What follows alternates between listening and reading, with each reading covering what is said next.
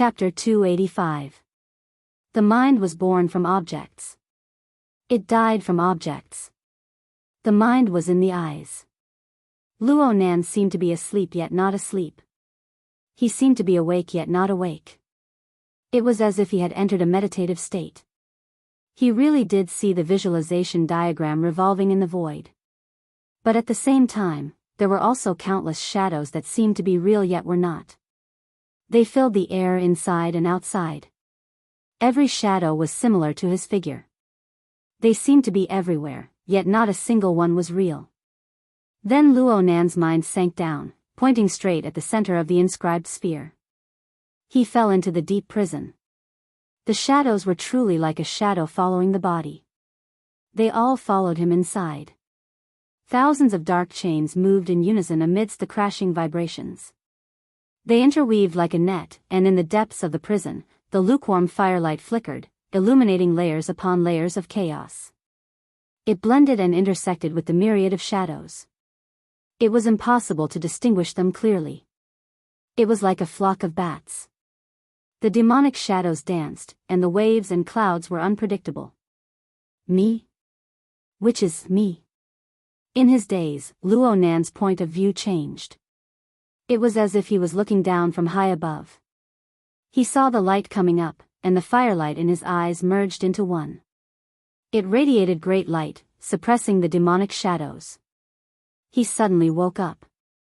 He opened his eyes. They were a bit blurry at first because the room was dusky. The sky had yet to brighten. Only the light from the human figurine lamps shone into the hall. Light and shadow interweaved, forming silhouettes above the junk in the room. The ordinary and mediocre images gave him an indescribable feeling of novelty. He didn't know if it was a psychological effect. Luo Nan flipped over and sat up. The blanket covering his body slid down. The chill of early morning flowed through the open door, making him shrink back. A low and hoarse voice suddenly rang out from the corner of the room. It was Xiao Xinyu. Empty your vital energy, hear and see in the dark. The heart is blessed with blessings, but not a single thought arises. It's time for you to do your morning lesson. Do as you did last night. Luo Nan closed his eyes and opened them once more. This time, the aftershocks from his dream were eliminated, and he truly woke up. He looked at his wristband. It was a bit past 4:30 in the morning. No wonder it was so dark outside. Xiao Xinyu did not say anything after that.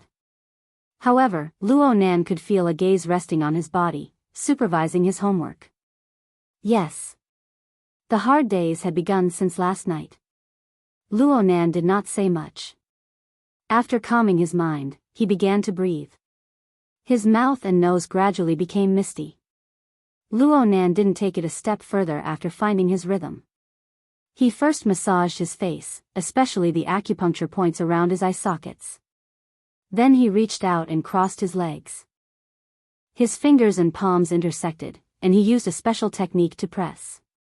Then he rubbed his feet. His hands had a specific position, but his movements weren't very pleasing to look at. His hands had specific positions, but his movements were not very good. Luo Nan subconsciously increased the strength of his hand.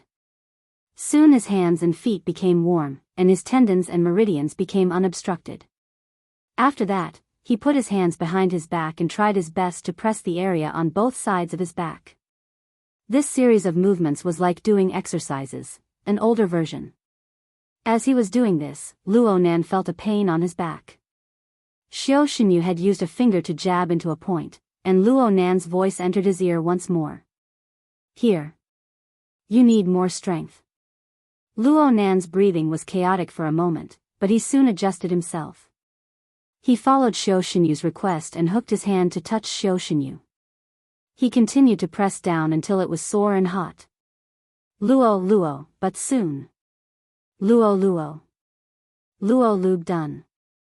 Done. Luo. Most importantly, no matter which part of the body he moved, his eyes would follow it closely. If there was even the slightest misalignment, Xiao Xinyu would immediately speak up to correct it or even make a move to reverse it. Luo Nan did this 9 times. Though he didn't seem to leave his original spot, the consumption was enormous. A layer of sweat had already appeared on Luo Nan's body. It was especially so for his eyes, which had to be moved from time to time. Coupled with the effect of the massage, it was already slightly hot, as if there was steam rising in his eyes. He was on the verge of tears. Luo Nan closed his eyes slightly and restrained his thoughts. Only now did he conclude his cultivation. This series of movements was something he had just learned last night. Xiao Xinyu had taught him step by step how to massage his head, hands, feet, and torso, how to bend and stretch his limbs, and how to supplement his breathing. This included the positions, strength, sensations, reactions, and so on. This was the stupid method that Xiao Xinyu spoke of. It was methodical and there was almost no room for the mind to think or visualize, and there was not the slightest bit of falsehood. Xiao Xinyu said, "It is shaped like a bowl, bearing its weight, yet repelling it. A strand of its spirit is imprisoned within, yet its tail is too big to fall off. If you want to correct it, the first thing to do is to open up the layered membrane between the essence, energy, and spirit. Only by starting with the body, cultivating both inside and outside, strengthening the body's functions, cultivating vital energy. It is like adding a fire to the bottom of the bowl, using the body's temperature to melt the tip of the iceberg and obtain a share of the soup. If you want to reach the standard of temperature, you can no longer practice pure tranquility techniques. You need to exert force while walking, sitting, and lying down. You need to circulate your vital energy functions." According to Xiao Xinyu's words, Luo Nan's current cultivation was shackled by external techniques. His fleshly body was weak. He was only connected to the inside and outside of his body through the 9 orifices. The so-called 9 orifices were the eyes, ears, mouth, and nose, and the 2 orifices of the lower body.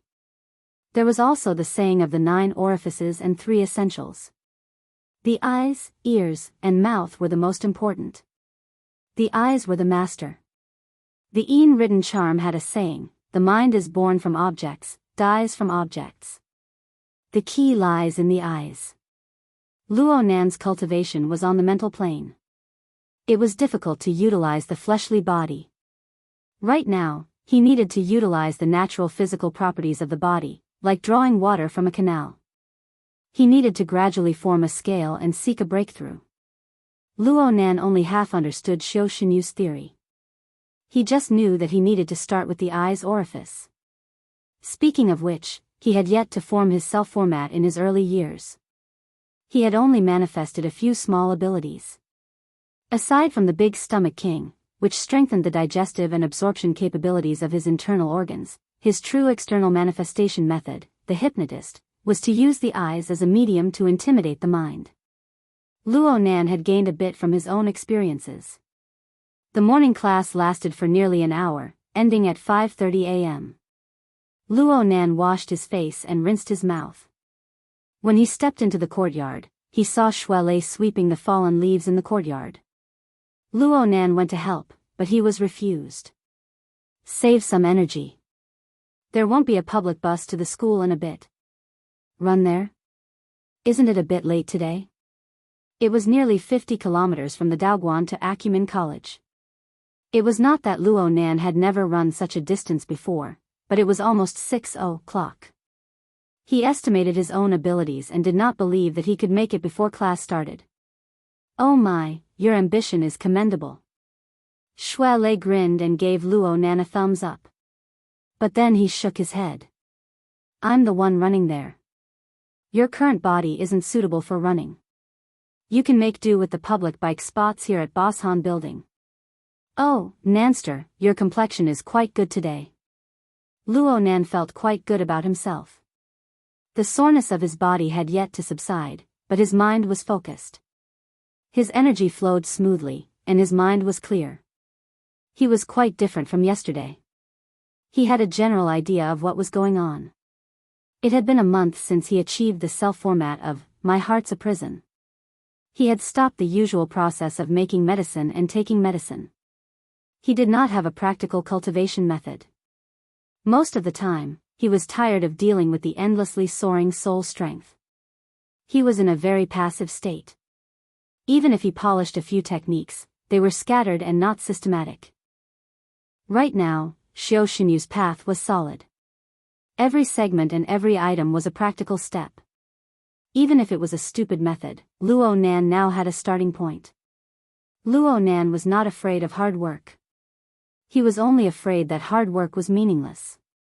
Compared to the big goal of verifying the correctness of formatting theory and justifying his grandfather's name, the small goal that Xiao Xinyu had set for him was truly within reach. Whether it was the goal decomposition or self-consolation, the gloominess in Luo Nan's heart was alleviated by quite a bit. Focus your eyes to see the land illuminated by candlelight. Don't let it go, don't lose it. Chapter 286. Yeah. I can't go to the hospital this morning. Luo Nan rode his bicycle and asked Bai Xinyan for a leave of absence. His breathing was hurried. The cold wind that assaulted his face choked him, and he coughed a few times. Bai Xinyan's ears were sharp. She roughly judged Luo Nan's current situation: morning exercise. Pay attention to the amount of exercise. As for treatment, your current condition is stable. It's fine to miss it once in a while. Oh right. How's the sleeping ability going? Luo Nan grunted and grunted in response. He didn't say much. Bai Xinyan didn't ask any more questions and quickly hung up. It looked like she was going to carry out the pleasure therapy to the end with such an attitude. Luo Nan huffed and puffed, forming faint white smoke in the cold morning. Right now it was 7:20 in the morning. He was still one street away from his final destination, Acumen College. But he had been riding for nearly 2 hours, and his stamina was pretty much squeezed out. Xue Lei was ahead of him by a body length. Right now Luo Nan felt that his thighs were stiff. His calf muscles were spasming. His chest and back felt as if they had been washed. He couldn't even stand up on the bicycle. Xue Lei looked back and slowed down a bit. It could be seen that he still had energy to spare. Luo Nan really envied this animal that seemed to never know exhaustion. Xue Lei didn't travel the distance of nearly 50 kilometers in a well-behaved manner. He was like a long-distance runner all the way down. During this time, he switched to many different running styles. Many times he punched and kicked. He leaped between floors as he advanced.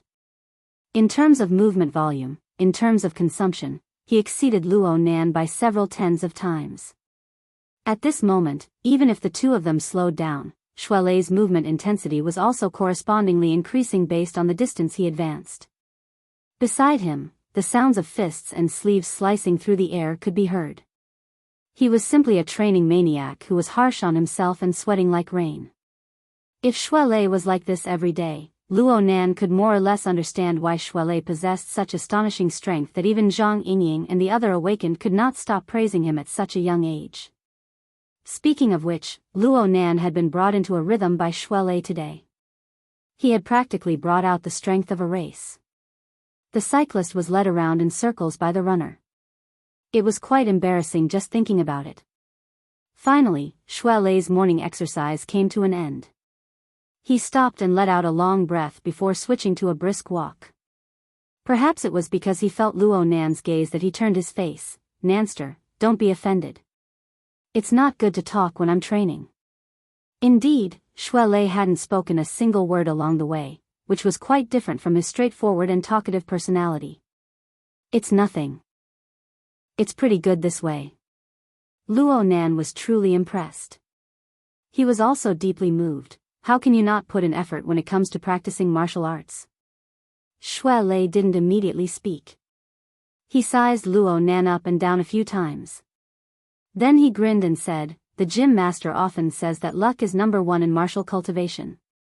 If you can't grasp your luck, then don't mention anything else." Luo Nan went, He really couldn't think of any connection here. He couldn't help but ask, what's the theory behind this? The dojo master once used breathing as an example and talked about it. Let me tell you about it. Xue Lei shook his head and said, the human body has respiration and metabolism, and so does the world. We are insignificant and short-sighted. We can only see what's in front of us, concentrating on our own breath and breath. The breath of the world needs to be sought in the hazy long river of time. We are unable to see the flow of time. It's very difficult for us to coordinate our breathing with the breathing of the world. But we can be sailors. We can use our bodies as boats. We can use fine operations to ensure that we don't miss the slightest bit of wind direction and water flow within the waves of the long river of time. In the end, we can use the breath of the world to assist the breath of a single person. Whether it's going with the current or against the waves, the speed of a boat is faster than the speed of water. This is the true meaning of cultivation. Within this, wind direction and water flow are luck. Sand can be gathered to form a tower. Wood can be gathered to form a forest. Small forces can be gathered to become great forces. One by one, they respond to the body and soul, strengthening the body and transforming the vital energy. Isn't this quite hard to understand? Shui Lei was a bit uncertain of Luo Nan's ability to understand as he spoke. Luo Nan grunted. He knew that Shui Lei wanted to remind him of a few things. It was probably something about focus and willpower, but Luo Nan was unable to understand the specifics. Shui Lei laughed. I didn't understand at the time either.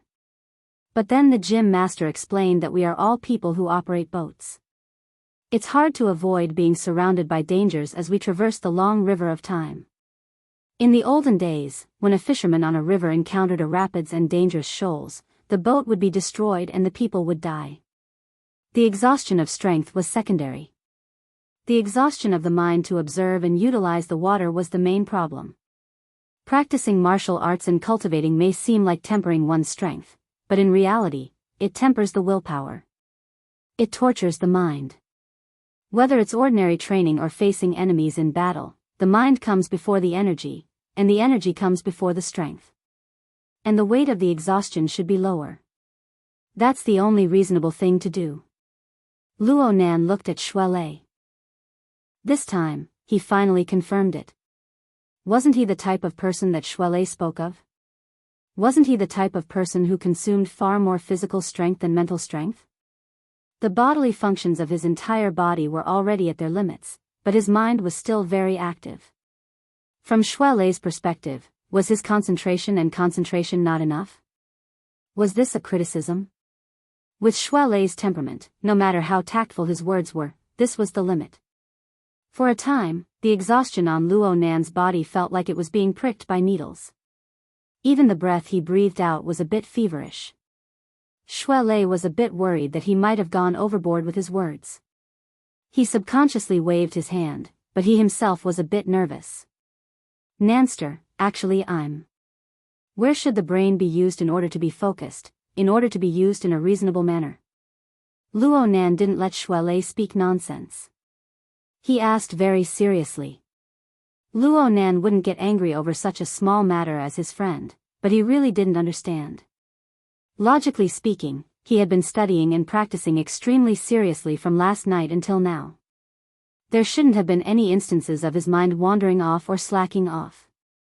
Shui Lei let out a sigh of relief when he saw that Luo Nan's state of mind was fine. He hurriedly explained, Nanster, you really are working hard, but you're not too familiar with the know-how inside. You're using your functions carelessly. You must know that walking, sitting, and lying down are all part of cultivation. Every movement of your hands and feet requires effort. You need to use your heart. You cultivate the eye's orifice. The eyes are the light of the mind. Wherever the eyes go, the heart goes. Every movement of your hands and feet requires the eyes to take care of them. Luo Nan looked at his hands and feet and laughed bitterly. But I'm riding a bike.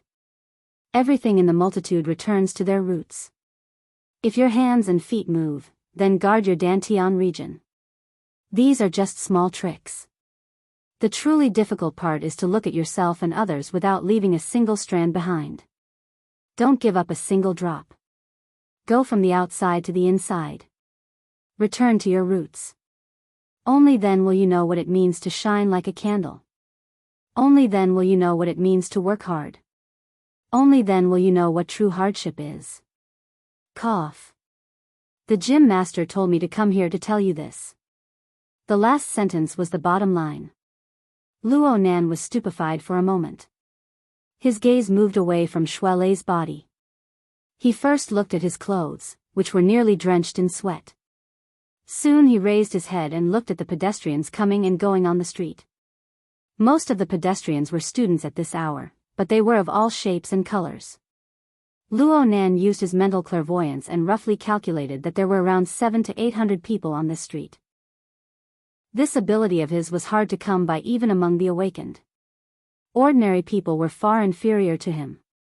But if Luo Nan were to go deeper and observe the movements of his hands and feet, the changes in his body, not a single strand would be missed.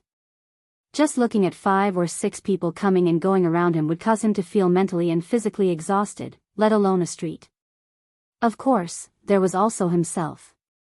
If he really wanted to be refined and detailed, wouldn't he have to incorporate all of the changes in the reactions of his flesh, blood, and nerves into his cognitive program? Was this something a human could do? Was this considered cultivation? Chapter 287. Luo Nan sat on the stone steps. The loose-leaf notebook rested on his knees, positioned at a comfortable angle. Behind him, the classical auditorium only blocked half of the sunlight. The lukewarm sunlight and the chilly shadows laid side by side. He just so happened to be at the boundary of light and shadow. He faced the complex lighting environment with his eyes half squinted. His focus overlapped with the tip of his pen, and he moved his pen along the surface of the paper, revealing neat characters. The breathing metabolism of heaven and earth is the format of heaven and earth. The breathing metabolism of the human body is the format of the self. In order to make the tiny self format display its effect within the hazy heaven and earth format, not only must the power be great, but the power must also be small. I did it too crudely in the past. I did it too clumsily. He raised his head as he wrote to this point. His gaze cut across the stream of people outside the auditorium. The auditorium and the vicinity of the South Bank riverbank were undoubtedly the areas with the most student congregated during society activity time. They spanned many ages, high and low, big and small, beautiful men and women. They came and went, forming a dynamic picture. If this were 10 days ago, Luo Nan's observations would have transformed into a sketch. He would have captured a few people with special characteristics to form the typical characteristics of this place and time. If this were 3 days ago, Luo Nan would have done his best to distinguish and memorize everyone within his line of sight. Their faces, their movements, their clothing, their relationships with each other, and so on. Right now, Luo Nan was sitting on the steps of the auditorium. He swept his eyes across and selected 10 people from the several hundred people below the steps. These 10 people were in different positions. There were men and women. They were of different ages and different societies. And in the next half minute, these 10 people passed by Luo Nan's side in order to ascend the auditorium. Compared to the others, these 10 people were the closest to Luo Nan. There was practically no difference in the order they passed by. It was only until the last 2 people answered the phone that a situation where the order was reversed appeared. Not bad. 80%. Bystanders couldn't see it, but Luo Nan understood it clearly. Every time a person passed by 2 meters away, the muscles of his body would tense up and relax. His pores would open and close in response. This was how he was startled. He ensured that he would be able to jump up and react when each person approached him. His potential was hidden and not released, but it consumed quite a bit. A thin layer of sweat covered his body by the time the 10 people passed by. His breathing was a bit ragged. This was how much physical strength was consumed, and the loss of mental strength was even greater. His 80% accuracy rate was not achieved by luck, but by observing the gazes, postures, steps, positions, and distances of hundreds of people, from big to small, from the outside to the inside. This was precisely what Gym Master Xiao meant when he said, "With me as the master, look at yourself and look at others." He was not an inanimate object like a camera, but a living person. Every time he glanced at someone, he had to refer to himself. He had to clarify key information, determine priorities, foresee, prepare, and react accordingly. Therefore, the cultivation of the eye's orifice had never been focused on cultivating the eyes. Instead, the eye's orifice was the forerunner, and it was a systematic project that integrated heart strength, vitality, and the body into one. It was a wondrous cultivation that used a single point to move the whole body. Luo Nan spent nearly a week to comprehend it. Then he used another 3 days to consolidate it. On the 10th day, he could be considered to have crossed the threshold. Thinking back to the cultivation process, it was truly unbearable. This required Luo Nan to maintain a high level of acuity from beginning to end. He was not allowed to be distracted or absent-minded. In the beginning, he was unable to accurately determine the priorities of information. He just felt that his eyes were not meticulous enough. He hated that he could not copy everything in his field of vision. It seemed that if he did not do this, he would not be able to reach the standard of arduous cultivation that Gym Master Shio spoke of. This meant that he was completely focused at every moment, tormenting his mind until his eyesight and brain power were squeezed clean. Now that he thought back to it, Luo Nan felt that his eyes were sore and swollen. He reflexively wanted to shed tears, or he might as well just close his eyes, lie down, and sleep. This was the greatest joy in the world. When Bai Xinyan saw Luo Nan in this state, she completely cancelled her Frost River waterway training. According to her, Xiao Xinyu's torture was more effective than any consumption of energy. If Luo Nan continued to burn like this, Luo Nan would not be able to last until Dr. Clay, who had repeatedly delayed his trip, arrived at Xia City. Luo Nan now knew that he had taken a detour, but Gym Master Xiao had lightly said that beginners shouldn't be afraid of going overboard. It was possible to want to be neutral, to foresee the extremes, and to measure the increase and decrease. Alright, Luo Nan would remember to measure the increase and decrease for the rest of his life. Luo Nan flipped his notebook forward to the flexible e-ink screen. He opened the statistical form and added the results of this training. Then he returned to the diary page and held a pen to write. October 25th, training with 1,000 people completed. Overall success rate, 72.2%. After dividing into groups, success rate, 55.6%. Final success rate, 19%. After completing the basic data analysis, Luo Nan closed his notebook. He ignored the strange gazes of the pedestrians around him and took out a bottle of medicine. He poured a drop of eye drops into his eyes and did a facial massage. His eyes were first soaked with coolness, then steam rose in the blink of an eye. The medicinal strength of his fingers seeped in, fusing with his vital energy, and moisturizing his eyes. The medicine was a secret recipe provided by Gym Master Shio. It was concocted by Bro Octopus, and it could relieve eye fatigue. But then again, using his eyes too much was a sign of his clumsiness. The human eye was a precise and complex structure.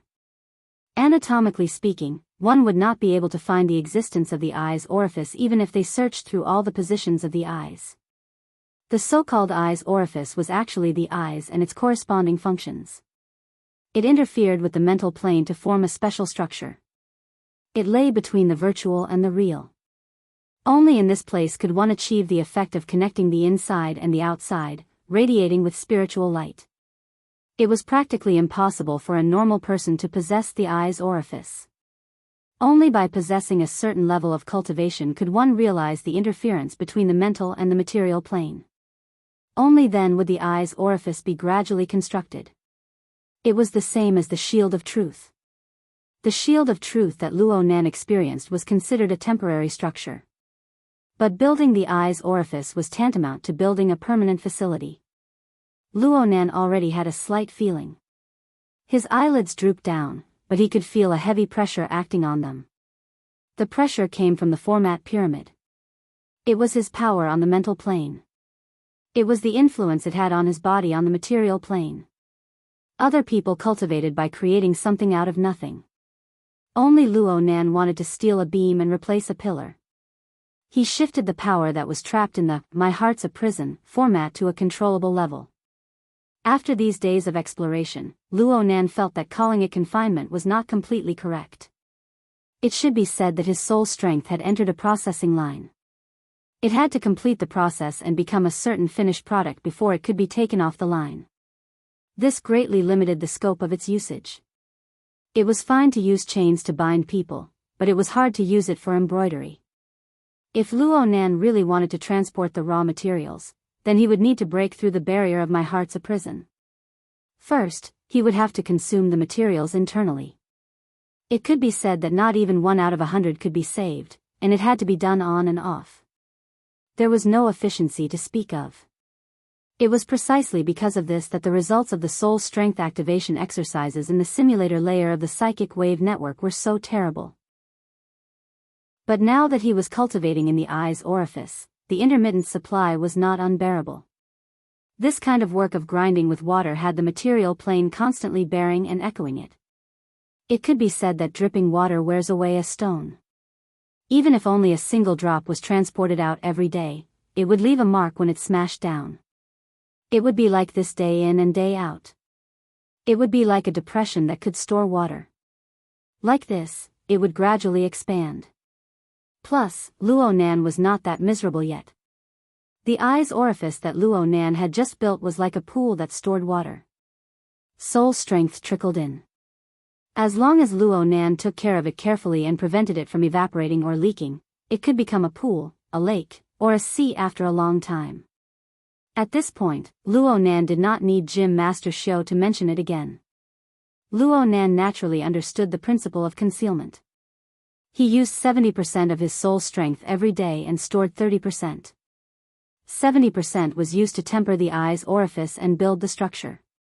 The remaining 30% was stored within. When Luo Nan closed his eyes, it was like rolling beads spinning in his eye sockets. It seemed cold, but it wasn't cold. It seemed hot, but it wasn't hot. It was warm and cool. It was hard to describe the wondrous feeling. Later on, it seemed as if a ball of light had lit up in his skull. It was hazy at first, like a candle that was about to go out. But if Luo Nan worked hard every day and wiped it, he would make progress. There was another name for this. One heart lantern, a candle illuminating the 9 underworlds. Gym Master Xiao had said that when the heart lantern probed and illuminated the inner organs, Luo Nan would have achieved minor success in the eye's orifice. At this point, the eye's orifice had truly set up a platform. It had an outline. It was no longer a mirage or the ravings of a madman. Luo Nan didn't like to open his eyes because of this, especially when he was alone. He would droop his eyelids and feel the moist, warm, and cool feeling of the glimmering candlelight. It was truly a good feeling. He sat there, seemingly in peace yet not awake. His eyes could not see anyone, and he did not deliberately use his mental senses. Yet the pedestrians that passed by him all left behind faintly discernible traces on his body. When the heart lantern shone, the traces were revealed. Sometimes Luo Nan felt that he was like a spider. He used this marvelous method to weave an incorporeal web. The multitude of living beings, as long as they passed through, would give him a stir, and he would respond accordingly. In comparison, clairvoyance on the mental plane had a greater range and a deeper level, but it definitely did not have such a direct and pure reaction mechanism. Huh. Luo Nan's shoulders suddenly slumped, but he was a step too late. Shui Lei pressed down on him from behind, and the feeling of a spider weaving a web instantly shattered. The bug was too big. Huh. Did you use mental senses? No. Luo Nan's reaction failed. He was a bit depressed, but he still narrowed his eyes and responded with a single word in a bad mood. Then you can see me coming from behind? The heart lantern of the eye's orifice illuminates oneself and others. It's only been a few days. Beginners need to smelt their thoughts, open their flesh and bones, and build their foundation in 100 days. I used 2 months back in the day. Even Shui Lei was a bit envious when he saw Luo Nan's progress. I haven't succeeded yet, and I have a foundation. Hee, the gym master said it earlier. Even if your foundation is deep, you are mostly affected by external techniques. Your body is weak.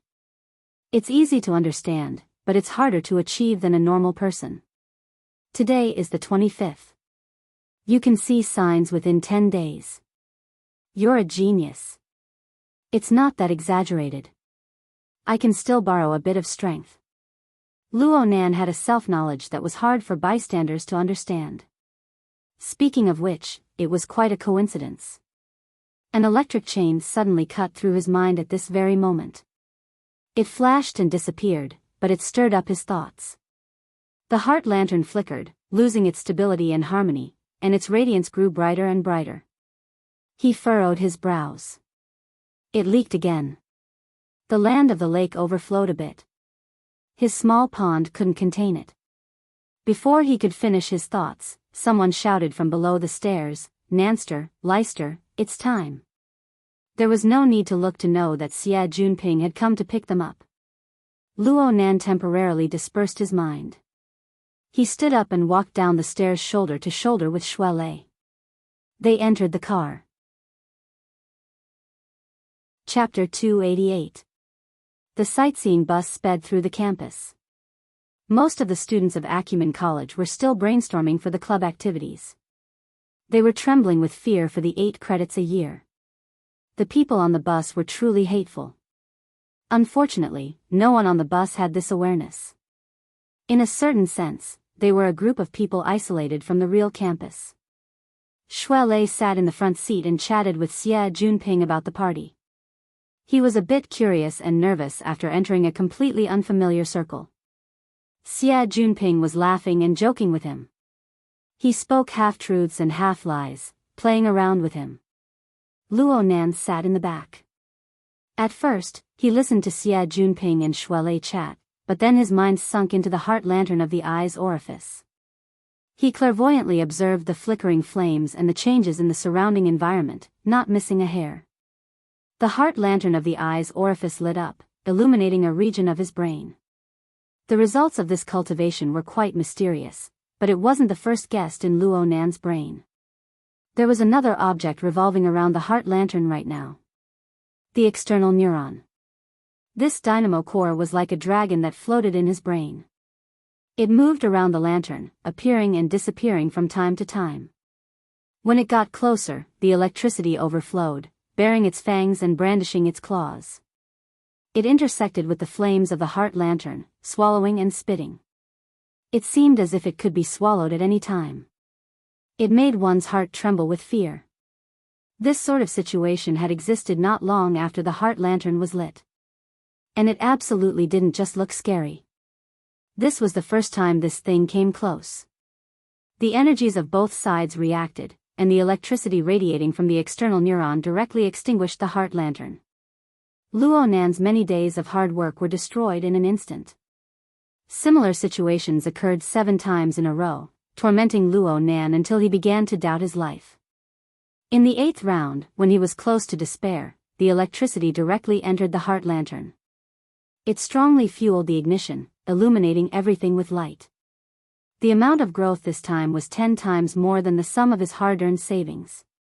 Over the next few days, the external neuron would come every time he finished cultivating in the eye's orifice. It would bombard the heart lantern with electricity. Luo Nan's goal of 1,000 people per day was to form groups of 100 people. He cultivated in 10 groups every day, and this lightning dragon would appear 10 times. Though it was never extinguished, sometimes the tyrannical electricity would greatly dampen the brightness and harmony of the heart lantern. If Luo Nan hadn't strengthened it a few times in between, Luo Nan's progress would have been unsightly. It was for this reason that Luo Nan admired Xue Lei. Luo Nan felt rather complex feelings toward Xue Lei. Don't look at his current progress as being delightful. In fact, it's all over again and again. Should I look at it after cultivating tomorrow? Perhaps it would completely collapse. Luo Nan had been in the Daoguan for a few days. He had long since understood the heart lantern. The first few times the heart lamp was extinguished, it was fortunate that his cultivation was shallow and the backlash was not strong. It only took him 2 more days of effort. But now, if the heart lamp were to be extinguished once more, the damaged structure of his eyes and his mind and willpower would have to be restored. He would have to think about it for a year and a half. It was as if there was a bomb hidden in his brain that could explode at any time, and he was the one who put it in his brain. Luo Dong School. Through. Was. Luo Yang Academy, Chen, and Star. Out. He said. Lu. He thought for a moment, then added the word electricity after the word fire, followed by the word ice, before he finally gave up. After writing these words, he unconsciously sighed. It wasn't a good analogy to call a bomb. It would be more appropriate to call it an iceberg. They were all hidden beneath the surface of the water, waiting for people to crash into them. After cultivating in the eye's orifice for a few days, Luo Nan felt that his greatest harvest was that he now understood the standard of precision needed for true cultivation. He also used this precision to re-examine the process of practicing formatting theory. He wanted to know if he had made any mistakes, Of course, the answer was yes. Whether or not formatting theory had its own flaws, he would not discuss it for the time being. In his cultivation of formatting theory, there were too many things that he knew but did not know why. He relied on his grandfather's theory to walk down this path. Many small details were determined by his own laws. This was why Xiao Xinyu had labeled him an external law, and had trapped him in a cage. The current situation faced by the heart lantern of the eye's orifice was the death Luo Nan brought upon himself. The use of the external neurons, void depository, function originated from Elder Mo Luan of the Blood Flame Order. At the time, Luo Nan's soul strength was growing explosively. The imbalance between his body and soul intensified, and he did not know how to deal with it. It just so happened that the Wraith sign had occupied the magpie's nest and was lurking by Mo Luan's side. Luo Nan used the Wraith sign as his eyes and ears. He referred to Mo Luan's methods against the Soul Envoy and took the initiative to pull apart the distance between his body and soul. His soul and body seemed to be joined, but they weren't. This reduced the pressure on his fleshly body. This method was indeed effective, but there were many repercussions. It caused Luo Nan to be sensitive and have many dreams.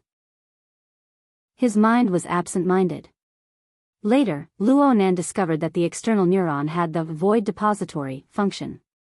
When his soul was entrusted to it, it was like entering an empty world. There were no distracting psychic waves. Later, the Wraith sign hunted and created a disturbance. He relied on the external neuron to cushion the pressure, saving his life.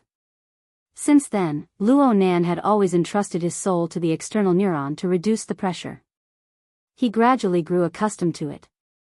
So it was more accurate to say that Luo Nan's body and soul had been lacking a fusion for a very long time. Most of his soul was entrusted to the external neuron. Even though this strange object was hidden in his brain, it was not an organ of his flesh and blood. There was still a layer separating the two. Xiao Xinyu said that the fleshly body was rejected by the external technique. When combined with reality, it was actually a barrier and conflict between the external neuron, which was the carrier of the soul, and the naturally existing fleshly body. This was the crux of the problem. At the very least, this was the case in the realm of understanding. This was where the matter came to a dead end. Luo Nan could control the external neuron, causing it to move to various parts of his brain. He could even drive it out. However, his frail fleshly body was far from being able to bear the heavy pressure of his soul body. He could not do without the void depository function. Moreover, in the end, he would need to transfer soul strength from the "my heart's a prison" format to refine it. The connection between the eye's orifice and it was inevitable. Especially after every refinement of the eye's orifice would become nimble and harmonious, linking his body and soul. It was like the positive and negative charges in a rain cloud attracting each other. The situation of lightning bombarding the heart lantern was inevitable. This meant that every time Luo Nan practiced, he would have to face the dangerous test of entering a state of mental derangement. He failed the first 7 times, but he persevered through the next few dozen times. He even obtained some benefits. It looked like this business was feasible. However, the matter of cultivation required meticulous concentration. What they feared the most were ups and downs. Even if this kind of benefit was multiplied by 10 times, it would not be able to withstand the destructive blow brought by a moment of crisis. The problem is fatal, and having no one to help is even more fatal. Luo Nan did not open his eyes. He just used his fingertips to streak across the pages of the notebook, flipping them back and forth. The external neuron was a core, a secret that could easily be stripped away. He would not tell anyone about its existence. This led him to rely on himself. He pondered over his plans bit by bit. It had been 6 days since the first time the heart lantern was lit. He had dealt with 60 strikes of lightning. In the beginning, Luo Nan could not think of anything else. He could only do his utmost to strengthen the structure of the eye's orifice. He would rather greatly slow down his progress in order to stabilize the foundation of the heart lantern. He even referred to the configuration of Fairchild's shield of truth. He borrowed the half-formed eye's orifice, the fusion of body and soul.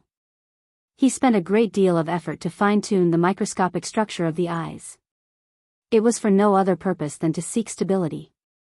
Though this method was stupid, the results were decent. Especially after repeated experiences a few dozen times, it was like the forging method of tempered steel in ancient times.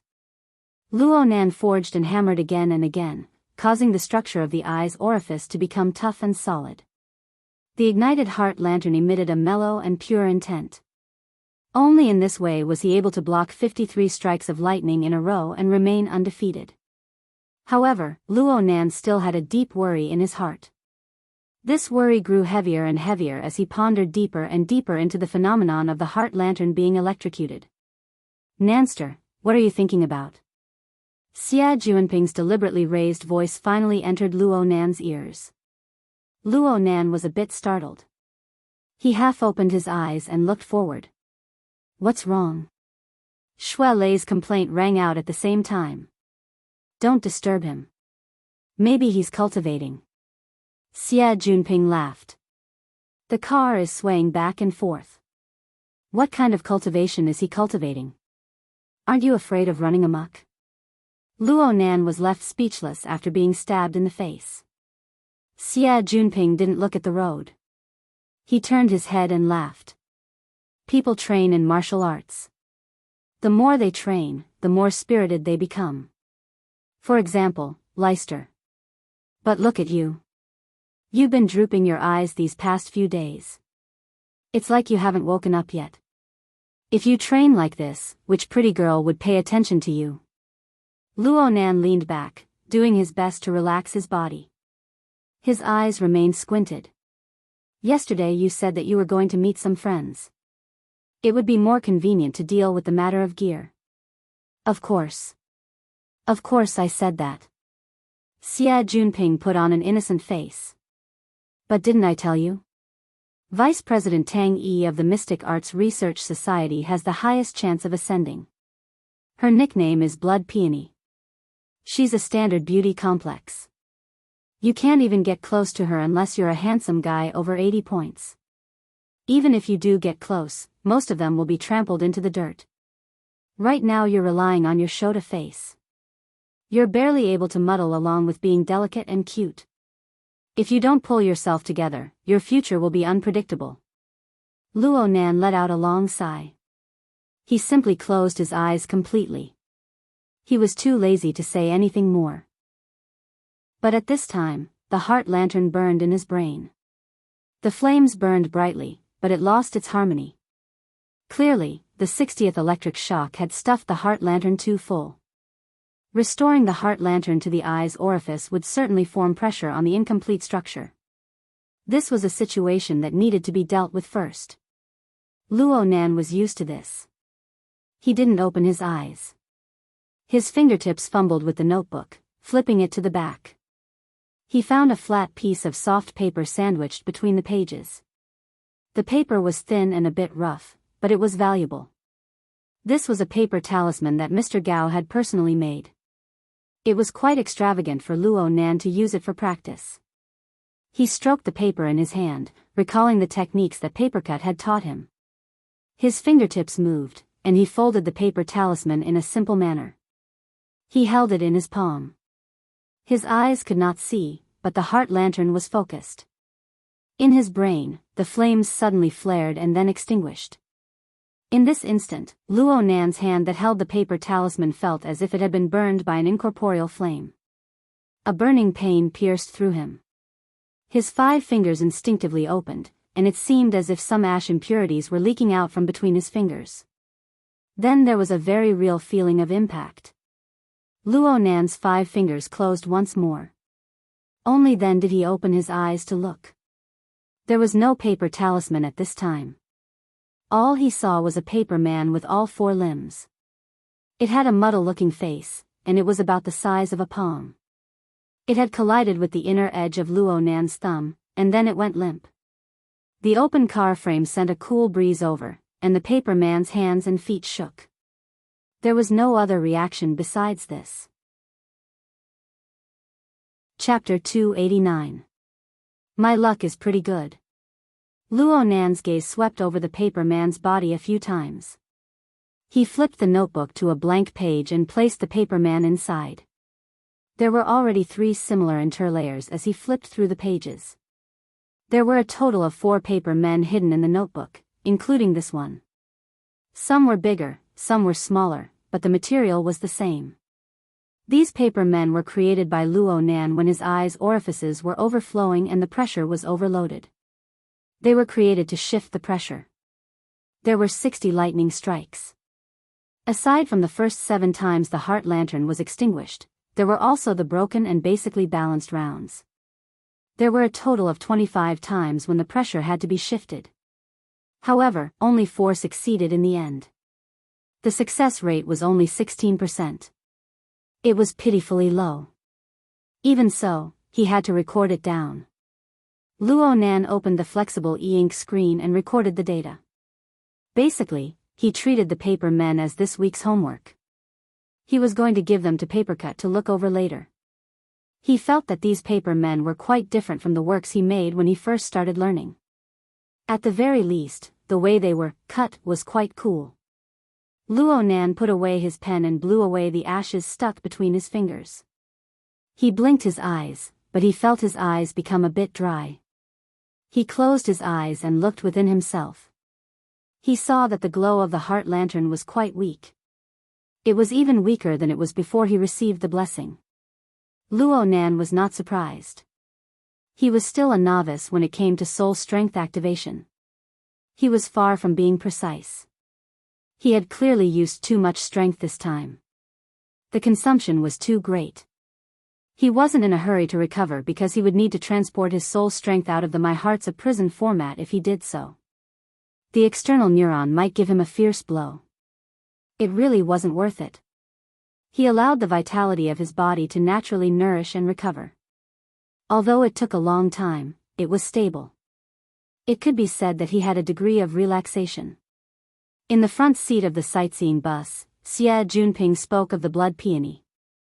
Oh, he spoke of gear. He was still in high spirits.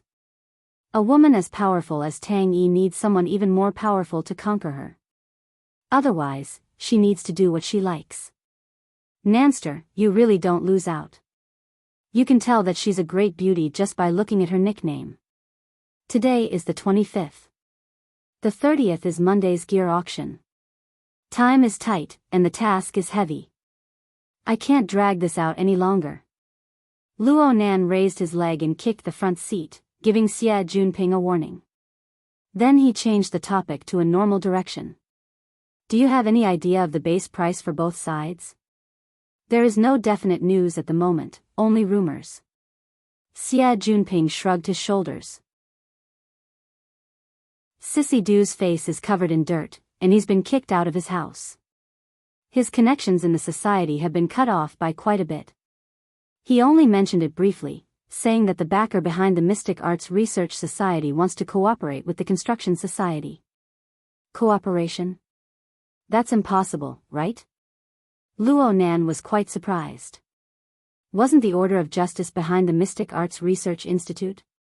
Behind the Construction Society was the Rainbow Fund, which was equivalent to Quantum Corporation. What was the point of putting these two families together? Isn't capital something that can change at will? However, it was rumored that the main reason was because the Mystic Arts Research Society had changed their financial backer. It used to be a religious group, but now it had changed to a research fund. It was quite famous. Oh, I mean in our circle, LCRF. Life Cycle Research Fund? Hey, you've heard of it? Xia Junping was very surprised and turned to look at him. I thought you didn't care about these things. I just heard about it. In the next 2 days. Luo Nan spent most of his energy on the heart lantern of the eye's orifice over the past 10 days, but the training courses arranged for him by the society were still ongoing. Aside from Crag Burst and Red Fox's practical courses, several courses had to be adjusted back due to interference power. Luo Nan also persisted in studying the related theories of the Soul Strength Activation Techniques course. He would occasionally do experiments to adjust. Otherwise, the small paper man in his notebook would not exist. Luo Nan's reaction to the information about the Life Cycle Research Fund was lightning fast. This was because the fund was mentioned in Yuan's world order inside and outside the Psychic Wave Network and Bamboo Pole's notes on major characters of the world. On the surface, it was funded and established by a few top tycoons. Its main investment direction was the classical direction of human life extension. It was an important investment fund in the field of biology, and it was a large financial backer of many important biological laboratories. However, the fund had close ties with the political and military circles of the inner world. It was practically an open secret. The fund also cooperated with various powers of the inner world. Many important projects were listed there, including the Frost River Waterway, which Luo Nan was very familiar with. Strange. Luo Nan raised his head and leaned against the back of his chair. He stared blankly at the sky. The Life Fund, Quantum Corporation, and the previous order are all interested in gear. Why? He asked himself this question, not expecting to receive an answer. He never expected that Xia Junping would immediately follow up. Sissy Du said that gear's architectural structure is very suitable for carrying out mysterious rituals. In the past, the Order Club was also known as the Ritual Society by people in the circle.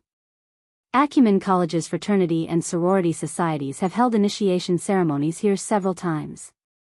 They even had drugged parties and the like. It's said that the effects here are much stronger than outside. Xia Junping had been speaking casually, but he turned his head and saw Luo Nan frown.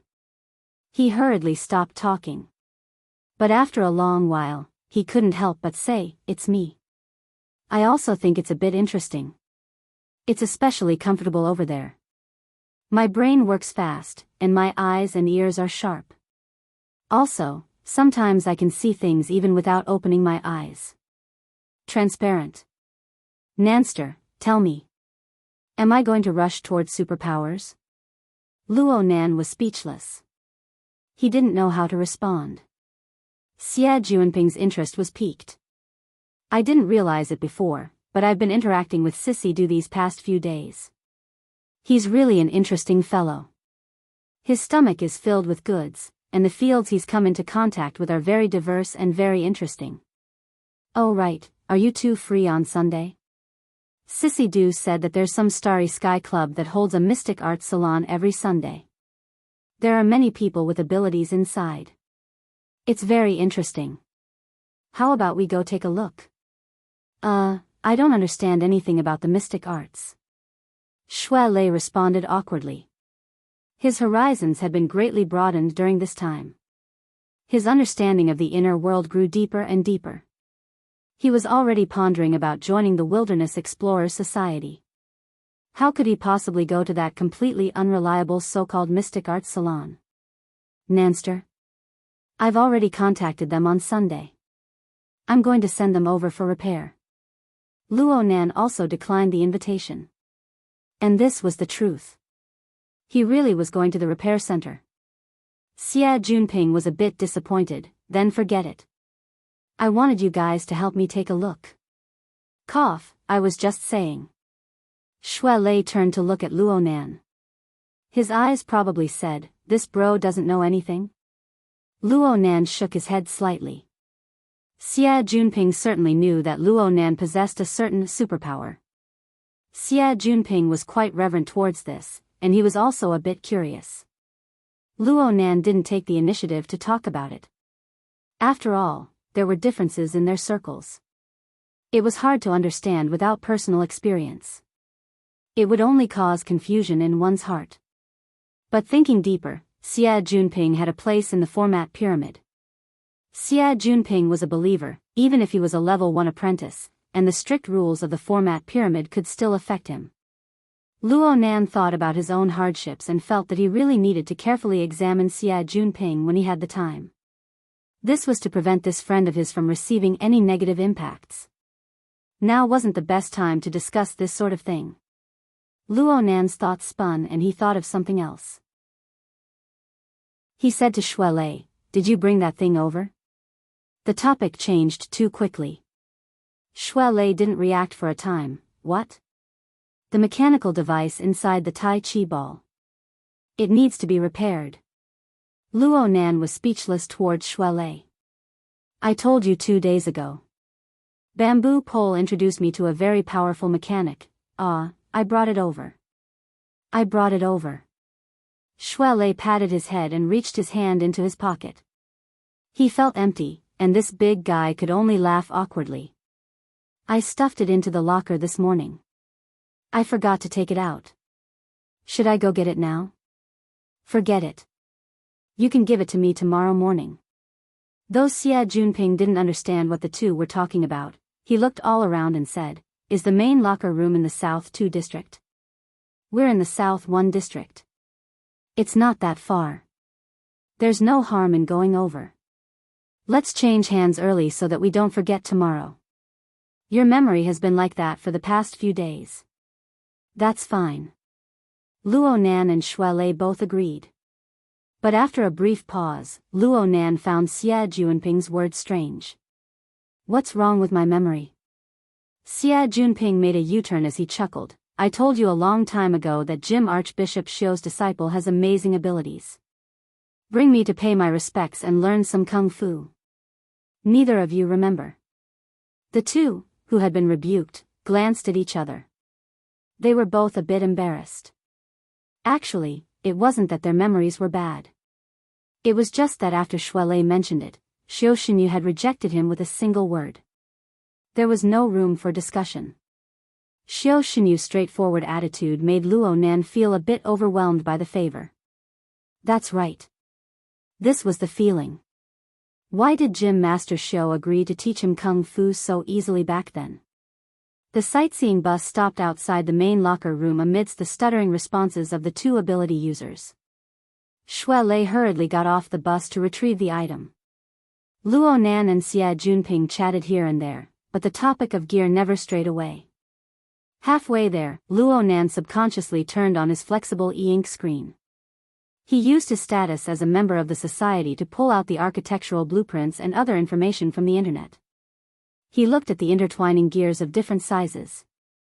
It was both creative and had a strict and unique aesthetic. In the end, Luo Nan cared quite a bit. If it was just the Rainbow Fund, Luo Nan could more or less understand. After all, Yan Yongbua was the leader. Yan Yongbua certainly wanted to seize back the laboratory and clear the name of his deceitful father. However, whether it was the Life Cycle Research Fund or the Order of Justice, they all more or less paid attention to gear. Was it just because of the mysterious ritual? Looking back, what was his mother's goal in designing and building gear? Was it just like the information said? Was it her graduation work, a pure architectural art? Was it that simple? Luo Nan looked at the image of a refreshing woman on the information file, and his mind was in a trance. He stared blankly, until Xia Junping snapped his fingers in a flirtatious manner and called out, "Beauty, a chance encounter is better than a chance encounter. Want to hitch a ride?" Luo Nan raised his head and saw a figure walk out from the main locker room. It wasn't Shuelei. It was just as Xia Junping said. It was a beauty above average.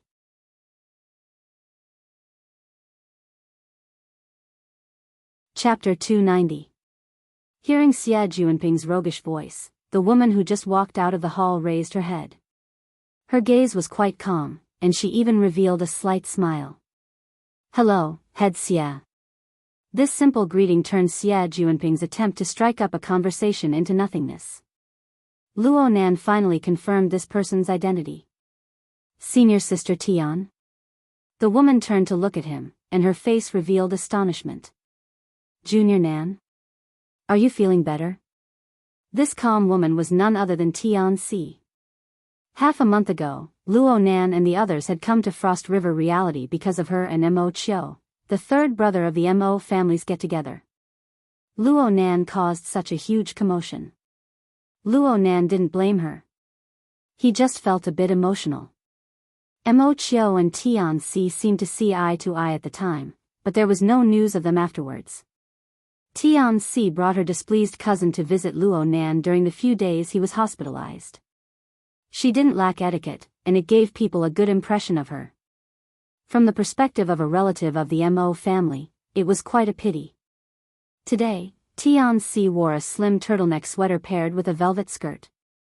It set off her small face the size of a palm, and it made her petite figure appear longer. She looked all the more refined and gentle. It was no wonder that Xie Junping took liberties with her upon seeing her.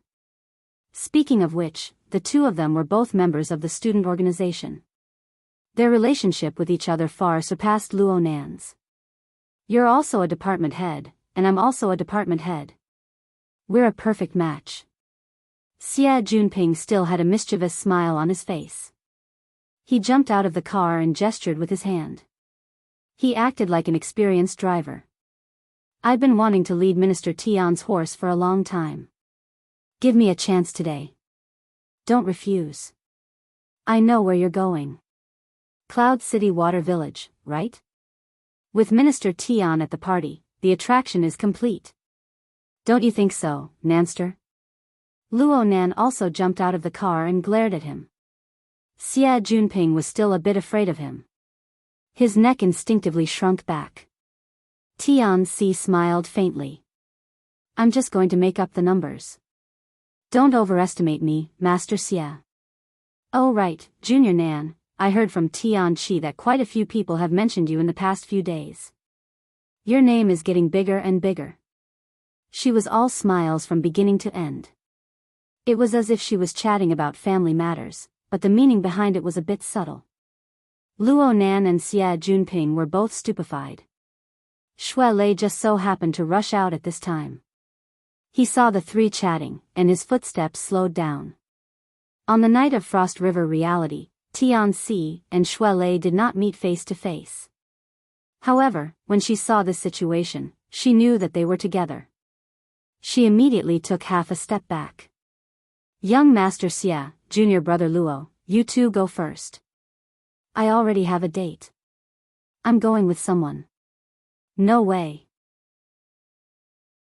Xie Junping was truly immersed in his role.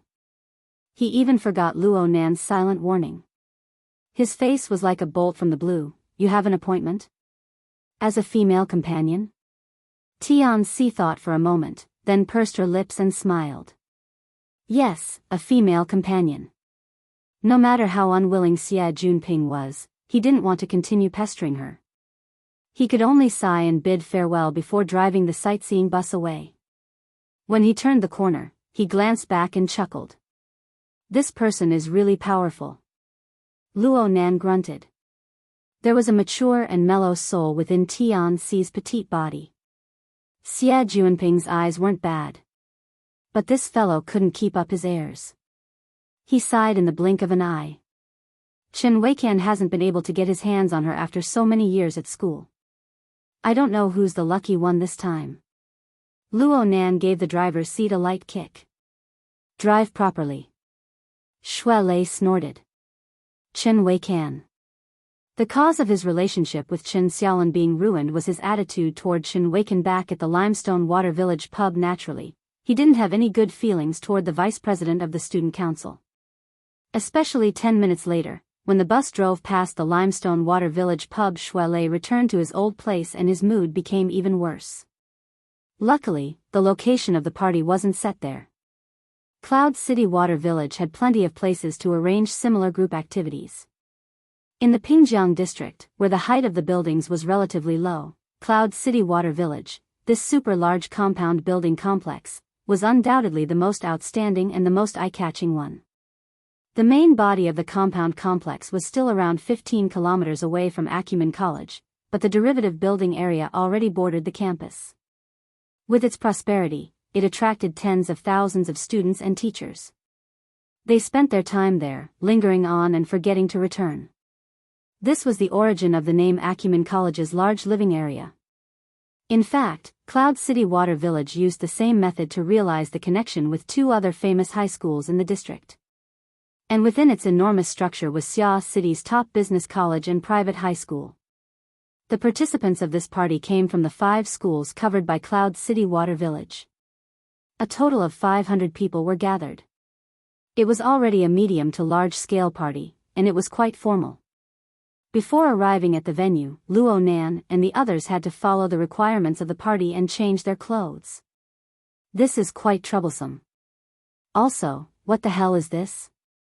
Luo Nan shook his white coat, which was clearly a size too big, in the luxurious suite reserved by Tyrant Xie. He had a baffled expression. It's work clothes. If you want to pretend to be a doctor, then pretend to be a doctor. If you want to pretend to be a Frankenstein, then pretend to be a Frankenstein. Oh, I even prepared sterile gloves. Do you want to wear them? Xie Junping waved the gloves in front of Luo Nan's eyes. He was grinning from ear to ear. Luo Nan slapped the gloves away in a bad mood and asked, "What kind of party is this? Why is it so fancy?" "Huh. I sent you the electronic invitation. Didn't you see it?" Luo Nan was speechless. He had been pouring his heart and soul into cultivating in the eye's orifice during this period of time. The little spare time he had was packed to the brim by the society's training. He didn't have the mental energy to care about anything else. The matter of the party was completely arranged by Xie Junping. Right now, the electronic invitation was still in an unread state in his inbox. Xie Junping chuckled, "Then do it at the last minute. It's written very clearly on it. If you don't read it, don't blame me if you make a fool of yourself later." Luo Nan rolled his eyes and immediately opened the invitation from his wristband. Sure enough, the introduction was very clear. This party was of the role-playing type. Every participant had to prepare attire for a profession in society. It would be best if the attire was related to their profession and specialty. There were thousands of professions in society, but there were far fewer who had the corresponding attire with distinct characteristics. There would certainly be repetitions. The theme of today's party was called Mutual Appreciation.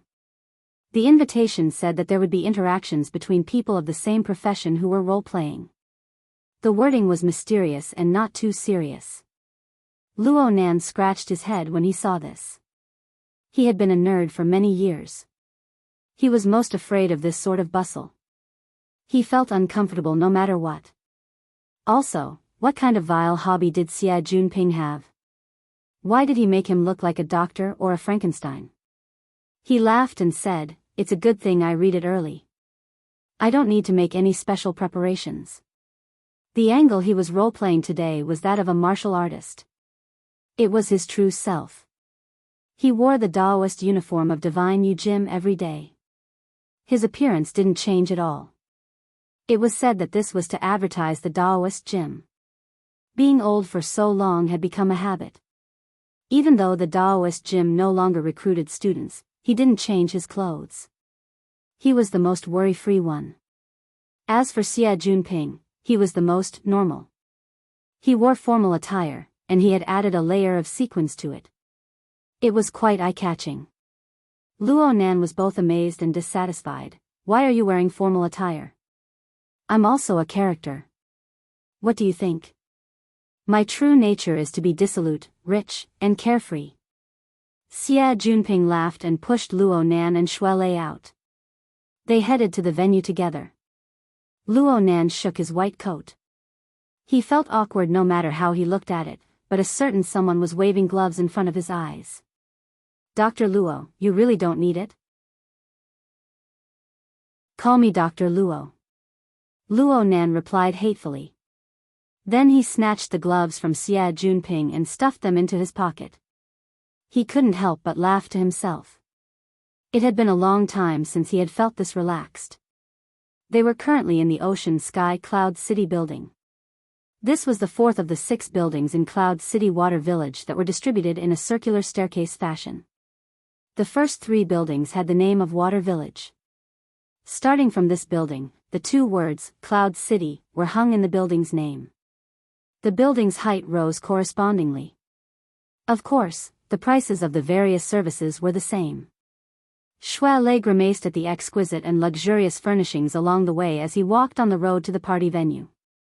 A cold and gorgeous deep blue light assaulted his face the instant he stepped into the main venue. He exclaimed in surprise, "Good heavens! My goodness, this is the Crystal Palace?" The first impression that the main venue gave people was that of rippling waves. The enormous amount of seawater was sealed by a transparent crystal wall. Under the illumination of the lights, it presented the near-perfect texture of the ocean as one would expect. Actually, this scene could be seen in any modern marine park or underwater world. It wasn't strange at all. But one just had to think about it. This was the interior of an 800-meter-tall skyscraper. The seawater flowed from top to bottom, through the entire structure. It was stored in the walls and flowed within the pillars. Tens of millions of tons of seawater were displayed in such a regular and willful manner. Of course, there were millions of sea creatures, from tiny scallops to enormous blue whales. They collectively constructed a complete and twisted chain of life. Right now, the participants of the party were all distributed on the circular viewing platform built around the Central Ocean scenic area. Several hundred people were quite a lot. But compared to the 120-meter diameter crystal pillar, which was as tall as the building itself, it really wasn't much. This world-breaking water tank was erected, filled with seawater, and maintained the highest level of safety protection. This achievement could be called a monumental monument in the field of applied physics. Cloud City Water Village's building complex was completely formed 4 years ago.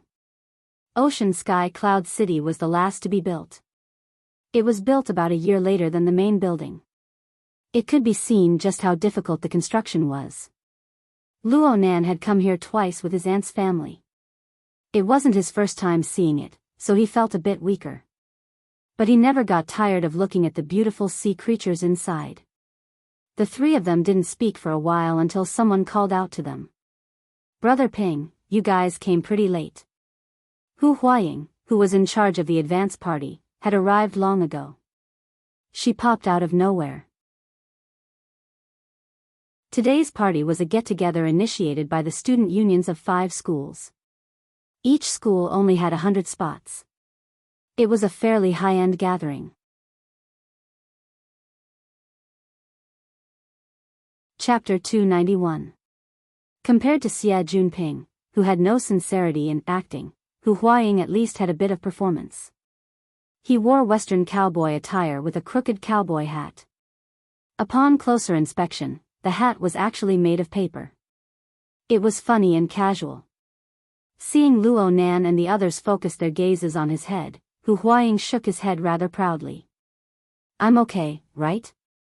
Luo Nan's hatred had yet to dissipate. He sneered, "Much better than a certain cowherd." It was easy to tell who the cowherd was just by looking at their outfits. Xia Junping opened his mouth but was unable to speak. He could only shrug.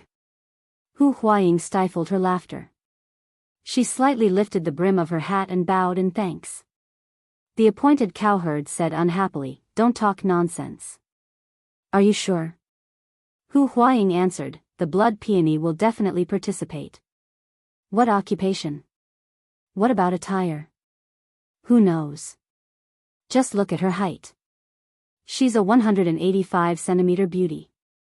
Wouldn't she stand out like a crane in a flock of chickens?" The 2 members of the student council discussed the details. Shui Lei turned to ask the more trustworthy person, "Nanster?" Luo Nan shook his head slightly. His face faced the central crystal pillar. He was a bit lost in thought. Luo Nan was an expert among experts when it came to finding people. He slightly released his mental senses and swept across the 3 levels of the platform. However, he didn't find the person described by Hu Huaying. Instead, there was a clear feeling of obstruction when his soul strength cut through the crystal pillar. He changed frequency 6 or 7 times in a row before finding the right method to send the psychic waves into the sealed seawater. Aside from this, there were no abnormalities. Luo Nan first cursed himself for being stupid. It was impossible for the blood peony to be hidden in the seawater. Why did he do such a meaningless thing? But his thoughts moved again and he suddenly realized something. This crystal wall could actually isolate a considerable portion of the psychic wave transmission. The material. No, there were traces of mutual interference between the mental and material planes. It was more like a blessing. A blessing? Luo Nan raised his head and looked up. He couldn't see the top of the crystal pillar. He looked down and couldn't see the bottom either. A blessing with this volume? His chain of logic collapsed just like that. Xie Junping mumbled to the side, "It shouldn't be here yet." "Then let's wait a bit longer. And we can't make it too obvious. We have to be a bit more natural. That person isn't easy to deal with." Hu Huaying also said, "It's strange. Tang Yi will graduate next year. She doesn't seem to be preparing to continue her studies. What can he do by taking over the president's position? No one can guess that person's thoughts. If you could guess it, why would you need to come looking for me?" Tidying up his sequin suit, Xie Junping sighed, "If we can't find him, then let's not look for him. It might not be reasonable to deal with him directly. Let's use a roundabout way to save the country. Let's go find the master first and use him as a middleman." Shui Lei didn't understand. What's the host of the 5 schools fellowship? Somebody has to provide the space. In Ocean Sky Cloud City, the Yao family is a major shareholder. Their family's 4th young master, Yao Feng, is in Cloud City's business school. Today, he booked the entire 3rd level of the platform. Xie Junping explained a few words, then grinned and said, "The Yao family used to be on the road, and they also traveled by sea. Their hands are quite unscrupulous, but Yao Feng is a good person. What's even better is that his family seems to be related to Tang Yi. You have a stake in it, right?" Hu Huaying corrected. There's even a rumor that he's a mistress of his grandfather. Anyway, he has a bit of a friendship with him." Xie Junping's voice lowered a bit. It was more or less taboo. He immediately shifted his gaze to a different angle. "I say that the key lies with Leicester this time." Shui Lei blinked his eyes and pointed at his own nose. "Me? That's you." Xie Junping reached out and wrapped his arm around Shui Lei's thick shoulders. He gave Shui Lei face to face and said, "Yao Feng is a very fanatical fighter. Of course he has high standards but low ability. But when we talk about some professional stuff, the results will certainly be quite good." Hu Huaying added, "Tang Yi is a fighter herself. Many people say this." Xie Junping made the decision. "So today, we'll start with martial arts. Leicester, we're relying on you." "This is fine. How about we stop talking about it?" Shui Lei was far more cheerful than Luo Nan, but the 2 brothers were more or less the same when it came to dealing with people. Shui Lei thought of the burden on his shoulders and felt a bit apprehensive for a time. Xie Junping never expected that this big and tall brother would actually want to run away at the last minute. He was exasperated at Shui Lei's failure to meet his expectations. "What the hell are you nervous about? This is a social party. It's actually very simple on the student level. It's nothing more than finding an excuse to relax. The venue, the drinks, the beauties, the handsome men, and the unspeakable things.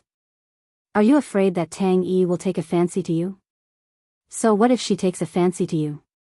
Don't tell me you're training in the Virgin Arts. You're the one who's training in the Virgin Arts."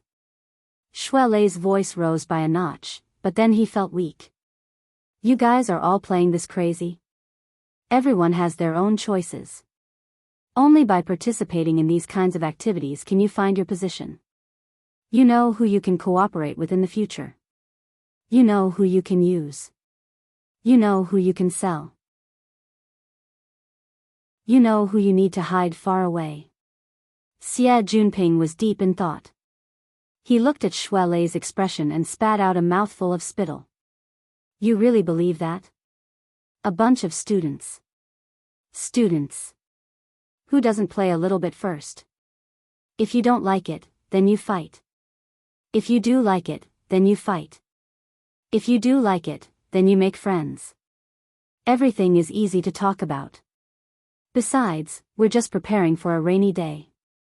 We don't need to look at Tang Yi's mood. We're just giving her face. Let's go. Xie Junping dragged Shui Lei along as the group walked in circles around the viewing platform. After a few turns, they arrived at a semi-open bar in the corner. There was a circle of sofas here. There were no lights. Only a faint blue glow spilled out from the world's #1 cylindrical water tank. 7 people sat on the sofa. 4 men and 3 women. I found the main character. Xie Junping spoke in a low voice. Then he strode forward to the outside of the circular sofa. He slapped the back of the sofa, scaring the person closest to him. When he turned his head to look, he laughed and cursed. This was how they got into a conversation. Luo Nan naturally used his mental senses to distinguish them due to the dusky lighting and the fact that he was cultivating in the eye's orifice. Soon, he felt that aside from Yao Feng, who was talking to Xie Junping, the 3 men in the group of 6 were quite eye-catching. 2 of them were relatively young. They were around 20 years old. There was another person who was a bit older. He was around 30 years old. This age was already beyond the norm for this party. Xie Junping began to introduce them. Oh, they're all best buddies who came together to play. Shui Lei, a young martial artist. He's first rate. You know Frost River Reality, right? That place on Fudong Main Street. Leister was one of the last people to withdraw. Luo Nan, one of the last people to withdraw. He's an extremely outstanding psychologist. He's also my savior. Luo Nan listened with complex emotions. It was rare for Xie Junping to think of these words to brag to the 2 of them. But what the hell was a psychologist? On the other side, Yao Feng was muttering to himself. Why did Xie Junping, who always brought a sexy female companion, suddenly change? But his attitude was still very cordial. He took the initiative to stick his wristbands together and exchange contact information. In the end, Yao Feng turned his head to introduce Luo Nan to the people on this side. It was at this time that someone spoke. Frost River Reality? That's interesting. My sister is stingy. No one can give me a proper explanation for that mess. Why don't you guys give me a proper explanation? The person who spoke was one of the 3 men Luo Nan had paid attention to. He sat in the innermost position and wore a military uniform. It was true that being a soldier was a profession, but it was unavoidable that an ordinary person would be suspected of breaking the law if they wore it. This person didn't sit properly. His arms were resting on the back of the sofa, taking up quite a bit of space. He had a sloppy appearance. Xie Junping was displeased to see such a tone. He had always been the one to display it for others to see. When had he ever enjoyed it himself? Xie Junping could feel the arrogance in the other's words. His heart became angry, but Hu Huaying lightly tapped him in the ribs. There was also Yao Feng. He used the dusky lighting to fiercely signal Xie Junping with his eyes. Xie Junping didn't drink alcohol or take drugs. His mind was still clear. His heart skipped a beat. He swallowed the words that were at the tip of his tongue. Yao Feng seized the moment of silence and rushed to introduce him. Come. Let's get to know each other first. I'll introduce you guys. He Dong Lu. The soldier, inside, raised his hand. It was as if he was signing up. His voice was cheerful. He's just an outsider. He came to join in the fun. Xie Junping's mind spun in a circle. He really didn't know where this immortal came from. However, this person didn't look deep. Xie Junping could roughly guess his temperament. He was a silk pants. A big silk pants. Like repels like. Xie Junping just couldn't find this fellow pleasing to the eye. At this time, Hu Huaying moved closer and whispered into his ear. Empty sky he. It was only 3 words, but the meaning behind them was truly terrifying. Xie Junping screamed in his mind, fuck me. He immediately admitted defeat. He was worried that Luo Nan and Xue Lei wouldn't be able to handle the situation well. He rushed to put on a sea-style attitude and laughed. What outsider? There are no outsiders here. We'll get to know each other from here. My surname is Xie Junping. I'm just a bored idler. His finger streaked across Luo Nan and Xue Lei before landing on Hu Huaying. I've introduced these two. There's also my other best friend. Hu Huaying, Hu Old Third. He's a large farm owner. I feel that his family's farm will be opened into the wilderness sooner or later. Xie Junping wanted to blur the focus and skip the problem of Frost River reality. Yao Feng was very cooperative. He said with a beaming smile, Third's family raises cattle. My family raises fish. We're all friends of the older generation. Hu Huaying raised her paper hat in greeting. He Donglu laughed very happily from the seat inside the ring-shaped sofa. It really is a coincidence. We can all match up. We also have a martial artist here. We also have an old driver. Huh? How would a doctor and a driver match up? This bro's train of thought was too jumpy. The group of people were a bit stupefied. Yao Feng was the first to recover. He hurriedly changed the topic. Let me introduce you. This is Feng Jiejun, Instructor Feng. He's the youngest high-level instructor of the Thunder Falcon Dojo. He should be in the same circle as Xue Lei. It's a good opportunity to get closer.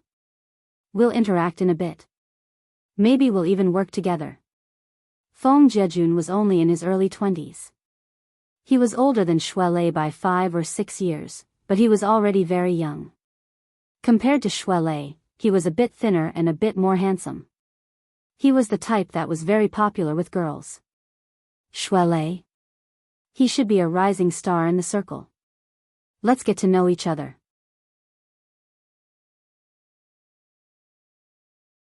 Chapter 292.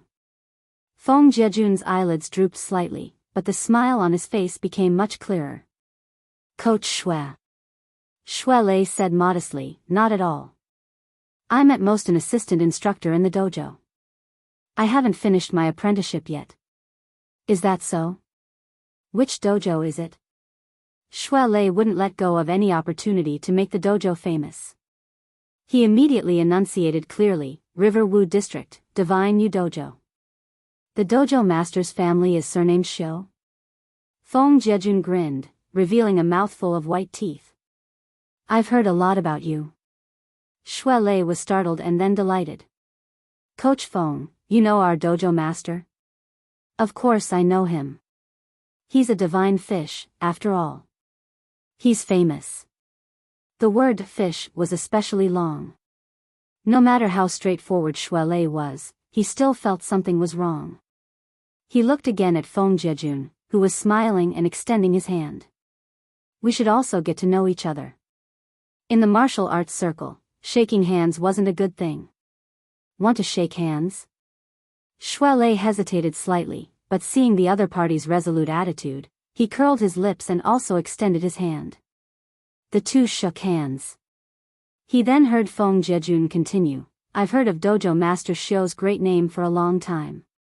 After all, it's rare to see someone who can open a fish dojo in Boshan Building for 10 years. It's said that he'll be moving soon. Feng Jiejun wanted to display his relaxed attitude and speak fluently, but at the last moment, he suddenly choked. Xue Lei raised his thick eyebrows. A teeth-numbing screeching sound came from where the two shook hands. Then there was a light explosion, like a slightly deflated balloon being burst. At this moment, Feng Jiejun's palm was like a spirit snake. He withdrew from Xue Lei's 5 fingers, but his body unconsciously leaned back, stiffening for a moment before straightening again. He lowered his head to look at his own palm. His expression darkened, and the corner of his mouth twitched before recovering his smile. Your strength is polished quite well. Oh. Enemies meet on a narrow road?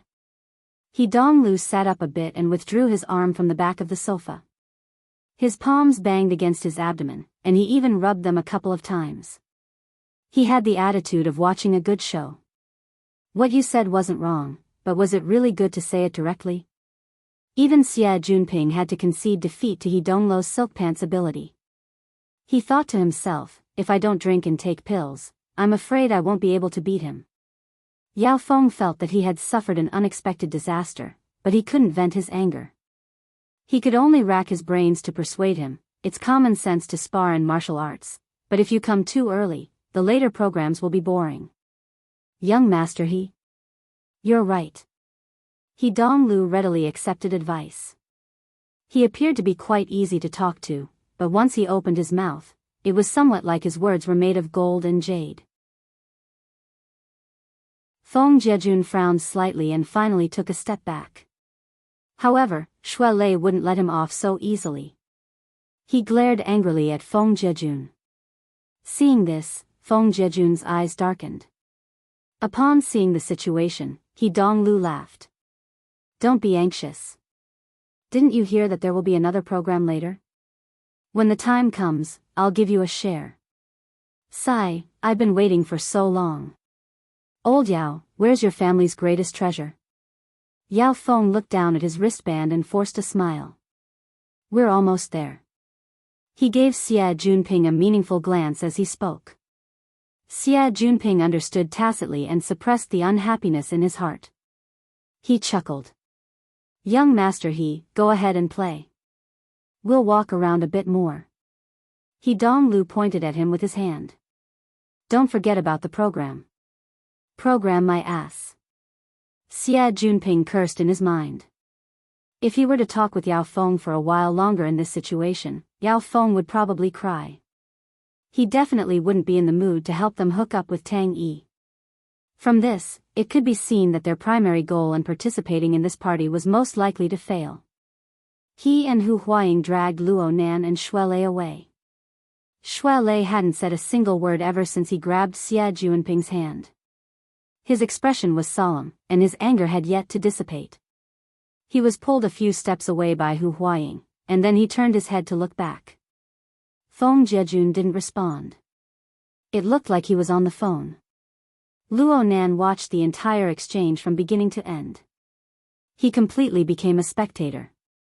Whether it was smart or clumsy, the way these second generations dealt with each other was not his domain of expertise. He had no interest whatsoever. Only Feng Jiejun's matter was baffling. It even involved Xiao Xinyu and his Daoguan. Luo Nan had no choice but to worry. His thoughts stirred slightly, and Feng Jiejun's words from a dozen meters away, including the general response from the other side, were all captured by his mental senses and transmitted back to him. Xue Lei's expression was still quite ugly. He found it hard to calm his anger. This Feng fellow is really baffling. Did our Daoguan provoke him? Is Boss Han manner a hindrance to him? Luo Nan responded casually as he monitored the situation over there. It's hard to say. Huh? You're saying? Xue Lei wasn't stupid. Once he confirmed the key elements, he followed the vines to the melon. He soon pulled out a chain of clues. The meaning behind this Feng fellow's words is that he's jealous that our Daoguan is at Boss Han building? The Thunder Falcon Dojo is a big business. It wouldn't go so far as to... could it be that he lost a bet back then and wants to get back at us? That's about it. Luo Nan remembered Xue Lei mentioning something. Back when Xiao Xinyu settled down in Xia City, he made a bet with someone and won the right to use the Daoguan's grounds for 10 years. Feng Jiejun had mentioned words like 10 years and moving away when he was talking to Xue Lei. Luo Nan compared this to the information revealed in the conversation, and the situation became clearer. Xue Lei spat. The Daoguan is about to move away before coming. What were you doing 10 years ago? This won't do. Nanster, I'm going to make a call. Contact the gym master? Yes. The gym master never mentions these things, but he's about to provoke us. We can't muddle through it. Luo Nan stared at him. Be patient when you ask. Tell me later. Shui Lei nodded. He found a secluded place and contacted the Daoguan. Since Xiao Shenyu usually didn't carry electronic devices, the call was a bit more troublesome. Luo Nan looked at Shui Lei's actions and subconsciously shook his head. I might not be able to get the answer. I need to go through other channels. From Luo Nan's understanding of Gym Master Xiao was truly a man of few words. As long as Gym Master Xiao didn't want to talk, no matter how Shui Lei pestered him, Gym Master Xiao wouldn't get any answers. Luo Nan wanted to find more channels to gather information in order to prevent the Gym Master from being stubborn. His best choice in Xia City was undoubtedly the Explorers Society. The society was able to absorb a powerful martial artist like Mr. Giant Arm. Presumably, the society should have a good understanding of the matters of the circle. Luo Nan pressed his earlobe out of habit. He had just logged onto the psychic wave network, but he was unable to find anyone. A small portion of the deep blue light in the environment was suddenly blocked by shadows. The remaining light shook violently. Some sort of oppressive factor caused the nearby people to instinctively turn their heads. Their gazes turned in the direction of the central crystal pillar. An enormous and flat ferocious monster with a diameter of over 15 meters could be seen near the inner wall of the crystal pillar. It was like an aircraft gliding at high speed. In the blink of an eye, it crossed dozens of meters of water. It rushed to the edge of the crystal pillar and fiercely collided with it. Its momentum was astonishing. The collision momentum of such an enormous monster was enough to shake one's soul, even though they were separated by the crystal wall. Some of the partygoers had been sticking close to the crystal pillar to enjoy the beautiful scenery of the seabed. Who would have thought that the scene would suddenly change? They instinctively cried out in fear and retreated in panic. There were even some unlucky souls who tripped and fell on their butts, making a fool of themselves. The monster, which looked more like a bat than a fish, suddenly rose up when it saw that it was about to collide head-on. Its deathly pale belly practically stuck to the inner wall of the crystal pillar as it climbed up at high speed.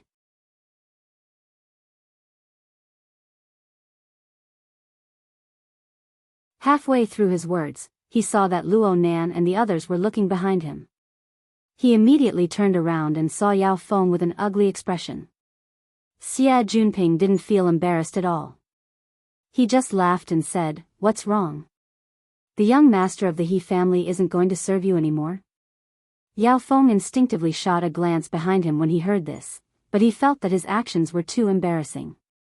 He waved his hand and laughed bitterly. "I won't be serving you for now. I'll hide for now. Rely on the mountain to survive. Rely on the sea to survive.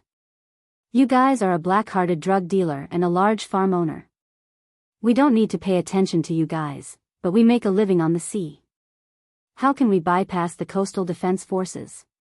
Bypass this family? We have to curry favor with them."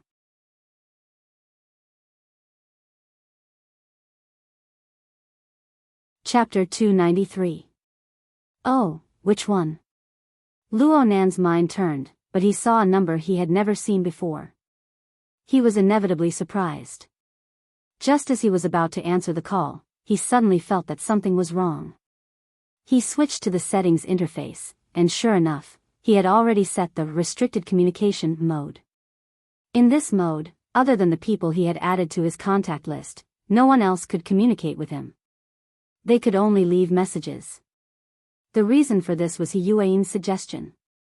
It was said that it could minimize distractions and focus on cultivation. So the question was, how did this number get in? Luo Nan was also curious as to who was talking to him. He was just about to connect when the other party's communication request was cut off. He waited for a while, but there was no follow-up. When he called back, the system showed, "Contact is limited, please leave a message." Alright, what's with this kind of low-level malfunction? It had been more than 10 days, and the debugging of the psychic wave network still hadn't ended? Luo Nan shook his head and cast this matter aside for now. He shifted the focus of his attention back to Divine Yu Jim.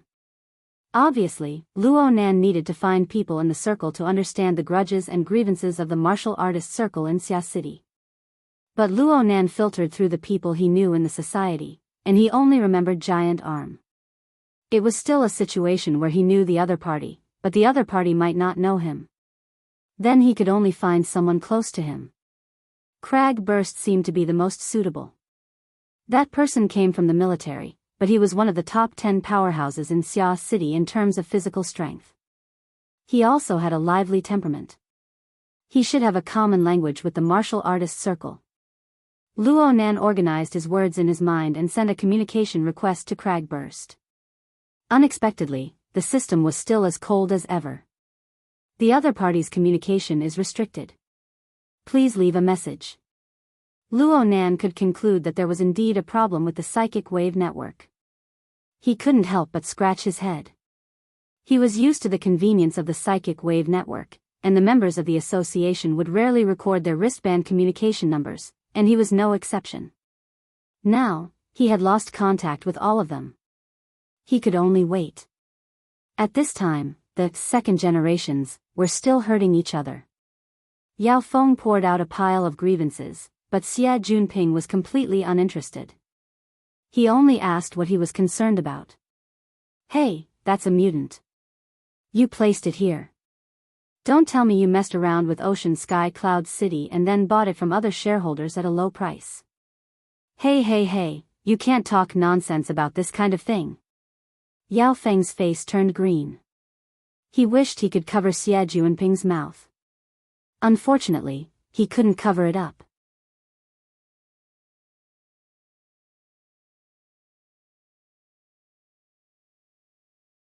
Tianxi replied with a smile, I've always been in the Design Institute. Although I'm currently focused on industrial design, I did pursue some art in my early years. How is it? Not bad? It's a good match. Luo Nan's words came from the bottom of his heart, but he had no intention of starting a conversation.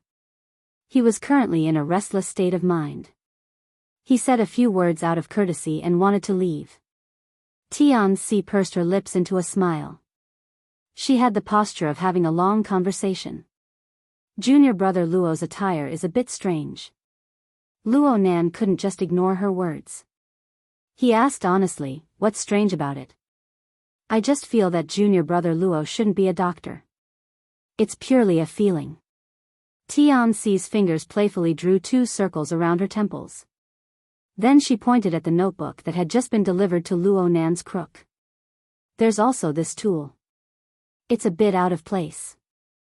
Luo Nan simply answered, I carry it with me. I'm used to it. Luo Nan felt that it was truly strange for Tianxi to blurt out such meaningless words. The relationship between the two was superficial. Even if Tianxi wanted to find someone to chat with, she shouldn't have chosen him. Luo Nan's mind sensed something as soon as his thoughts reached this point. He focused his mind a bit and saw a young man in his early 20s behind Luo Nan. The young man's attire was basically similar to Luo Nan's.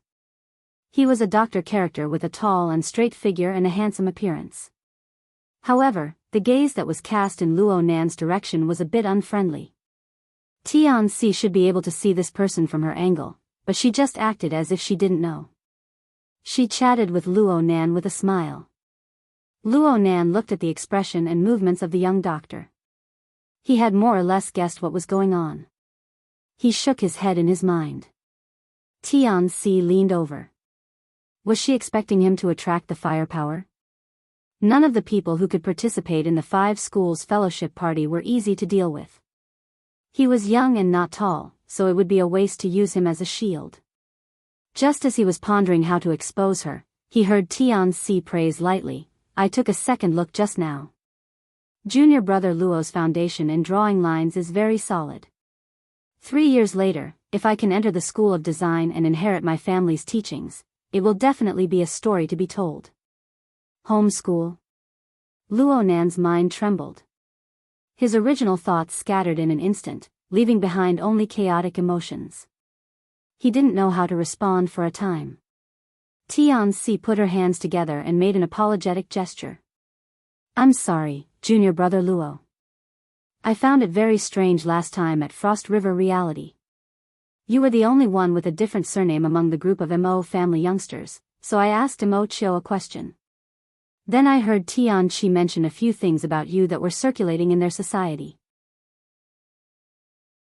I was curious for a moment, so I looked up some information. Only then did I find out that you are the child of Senior Zhongheng and Senior Sister Qingwen.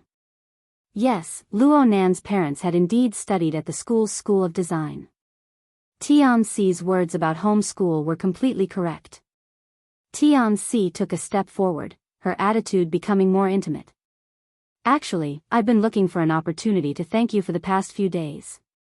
Luo Nan's mind was a bit numb. What? Some time ago, I wanted to choose a topic for my graduation project. I also wanted to apply to be Professor Pan Wen's graduate student, but I rejected several topics in a row. Tian-Si cast her gaze on Luo Nan's face. She spoke softly, I really had no choice. Junior brother's matter just so happened to give me inspiration. I used Senior Sister Qingwen's coupling design theory from back in the day to do a new research topic.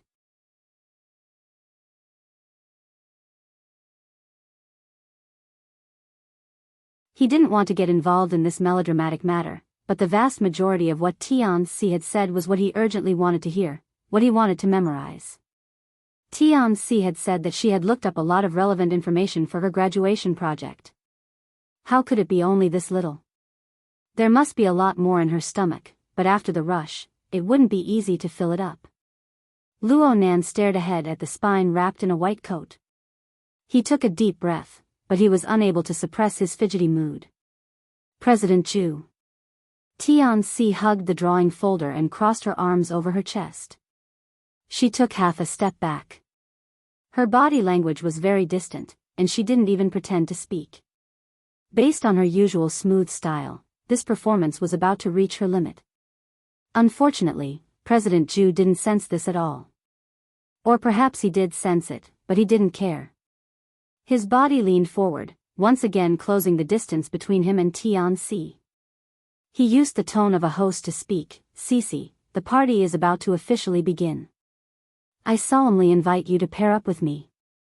Tian-Si really couldn't take it anymore. She took another step back and stuck half of her body out. She extended her hand toward Luo Nan, forcefully diverting President Zhu's attention. Let me introduce you guys. This is President Zhu Maoxuan of the Cloud City Business School's Elite Society. This is my junior, Luo Nan. Zhu Maoxuan was very dissatisfied with Tian-Si's body language, and he didn't like Luo Nan at all. Well, he was already in a bad mood when he saw Luo Nan and Tian-Si conversing and laughing 2 minutes ago. He had long since decided on a plan in his mind. Bullying juniors was no pressure for him. They were rookies, after all. Rookies were meant to be bullied. Zhu Maoxuan was pondering over how to give the little boy in front of him, who had yet to shed his fetal hair, a deep impression. On the other side, Tian-Si did something that made him fly into a rage. This petite, gentle, and beautiful girl directly bypassed him to walk over to Luo Nan's side. She even hooked her arm around the little boy's. Apologies, President Zhu. I just promised Junior Nan that I would bring him along tonight. Junior Nan just arrived at the school not too long ago. This is his first time participating in this sort of activity. He's still scratching his head. Tian-Si seemed to feel that the action of hooking her arm was a bit too intimate. She let go and patted Luo Nan on the shoulder. She was older than Luo Nan by 6 or 7 years, but she was a bit shorter in stature. Patting her like this was a bit humorous and pretentious. In this way, it had nothing to do with the feelings between a man and a woman. Tian-Si's series of actions caused Zhu Maoxuan's expression to fluctuate between clear and dark. He was unable to fathom her relationship with Luo Nan. Naturally, he was quite angry in his heart after being refused by Tian-Si. However, if this was really a senior sister looking after her junior brother, then he would forcefully interfere. Things would really get out of hand, and he would lose a bit of face. Oh, hold on. He had observed Tian-Si and Luo Nan from beginning to end from the moment they met. Since when did Luo Nan have a pleading expression?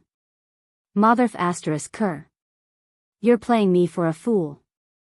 Zhu Maoxuan's temperament had always been tyrannical. He had the nickname of the butcher in the Cloud City School of Business.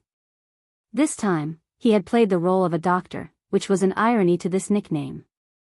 Today, he had hesitated for a few minutes and pondered a few more steps. This was already because he saw that Tian-Si had a superior that he couldn't afford to offend. Now that the flames of anger had rushed forth, he didn't care a fart. He suddenly took a step forward, gritting his teeth and laughing out of habit. The muscles on both sides of his handsome cheeks pulsed, instantly becoming fierce and malevolent. At the same time, he grabbed the collar of Luo Nan's white coat. Zhu Maoxuan was nearly a head taller than Luo Nan. His arms and legs were longer. He reached out, and the little rookie was stupefied. He didn't react at all. It would be far too eye-catching to grab Luo Nan by the collar and threaten him in a public place. Zhu Maoxuan was an experienced character in this field. Though he grabbed fiercely, he was actually just grabbing the corner of Luo Nan's collar. He shook and shook, exerting a bit of force, letting the inside of Luo Nan's collar rub against Luo Nan's neck. Junior brother Luo, right? To be able to dress the same way as you is also fate. Today, we get to know each other. I will remember you well. Don't doubt me. My memory has always been quite good. I won't forget any face. Raise your head. Don't be like a girl. The vicious voice commanded Luo Nan to raise his head. At the same time, he used an exceptionally vicious gaze to stab Luo Nan. Senior's teachings are enough for you to enjoy for 10 years. You can't even say thank you. The voice came to a sudden stop. Luo Nan raised his head and locked gazes with Zhu Maoxuan. He looked into Zhu Maoxuan's eyes. His eyes went from vicious to scattered, and then from scattered to vacant. All of these changes actually happened in an instant. Luo Nan gently removed Zhu Maoxuan's stiff hand. Zhu Maoxuan was like a soulless puppet. His joints were all rusted away. Luo Nan frowned and increased his strength, causing Zhu Maoxuan to stagger backward. Zhu Maoxuan instantly came back to his senses.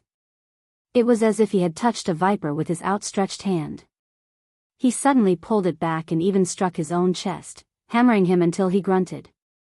He woke up a bit and wanted to get angry again, but his heart trembled when he saw Luo Nan's gaze. He opened his mouth, but he didn't say anything. He just turned around and walked away. Zhu Maoxuan walked far away, and he became a bit more clear-headed.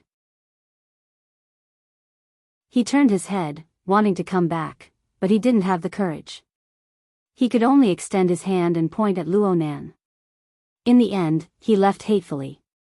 Tian-Si, who stood to the side, looked like she was watching an absurd play. She was unable to discern any logic from the beginning to the end. It was as if the boorish and troublesome Zhu Maoxuan had been possessed. He inexplicably dispersed his ferocity and walked away with his tail between his legs.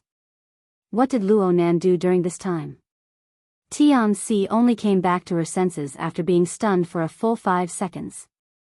She hastily apologized to Luo Nan. I'm sorry, junior brother Luo. Just now, I was. Senior sister is very popular. Luo Nan didn't wish for the topic to stray too far. He spoke a few polite words, and then he didn't continue. He hoped that Tian-Si would continue to talk about matters related to his mother. It would be fine even if she added that person. However, Tian-Si's mood was still affected by this matter. Her eyes drooped in a daze for a moment, and she looked at the trembling water within the crystal pillar. She suddenly sighed with emotion. The scenery of the crystal pillar looks like a dream from afar. But when you look at it too much, it's nothing more than this. Just like this person. He looks limitless on the surface, but he's actually quite unbearable. Luo Nan didn't respond. He didn't hear the information he wanted to hear. He wasn't interested in Tianxi's situation or her state of mind. He just felt vexed in his heart. For the sake of calming his mood, he imitated Tianxi and looked at the ripples within the crystal pillar. Luo Nan's heart lantern of the eye's orifice had yet to reach the realm of small success over the past few days of cultivation, but his gaze had become much sharper. He saw that the swaying seawater had more or less returned to its original color when it approached the crystal pillar. However, it wasn't particularly clear. Fine impurities seeped within, undulating and floating.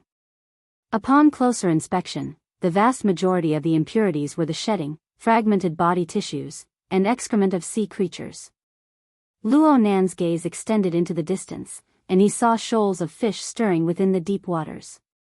The beautiful colors of nature attracted the visiting tourists to take pictures. Very few people thought that the impurities in the water originated from this place. There was a considerable portion of the impurities inside, and it was left behind by a crude predator like the devil ray. It looked dirty and messy, but there was an old saying, "There are no fish when the water is too clear." There were also microorganisms, algae, and small fish and shrimp that surrounded the impurities in the marine ecosphere. These links formed one after another, connecting head to tail. They formed a tight and indispensable chain. If a link was missing and there was no competent human intervention, the consequences would never be too good. Luo Nan sighed when he thought of this. He faintly felt that this was quite similar to the difficult problem he was facing in his cultivation. However, his brain had long since been divided into two halves when he delved deeper into it. He was unable to think of anything, and his mood became even worse. He didn't want to beat around the bush in his vexation. He was prepared to go straight to the point and ask this senior sister to tell him everything she knew. Tianxi found a new connection point amidst her sorrow at this time.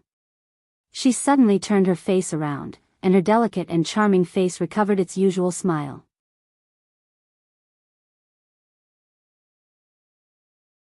Chapter 295. Tianxi pointed at the crystal pillar in front of her. She slowly said, "The core design concept of Ocean Sky Cloud City is to facilitate the close integration of the ocean system and the building system. Dynamics, data, ecology, and other elements are effectively connected. This is also an important part of Senior Sister Qingwen's coupling design."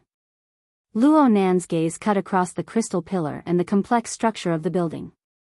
He used his mental senses to observe more specifically, but the more he did so, the more confused he became. He didn't know what to say next. The question he wanted to ask the most right now was, what is coupling design? Tianxi didn't understand Luo Nan's current predicament. Her smile grew more natural and intimate after she spoke. She clasped her hands together and made a praying gesture. "Junior brother Luo, may I be so bold as to ask if your family has any information left behind by the two seniors? I want to make a copy for reference. Of course, I will pay great attention to intellectual property." Luo Nan gaped. At this very moment, a bit of face was not worth mentioning in the face of his intense thirst. He turned to the side and stared at Tianxi. "Senior sister Tian, my mother passed away early. She separated from my father a long time ago. There is practically no information about them at home."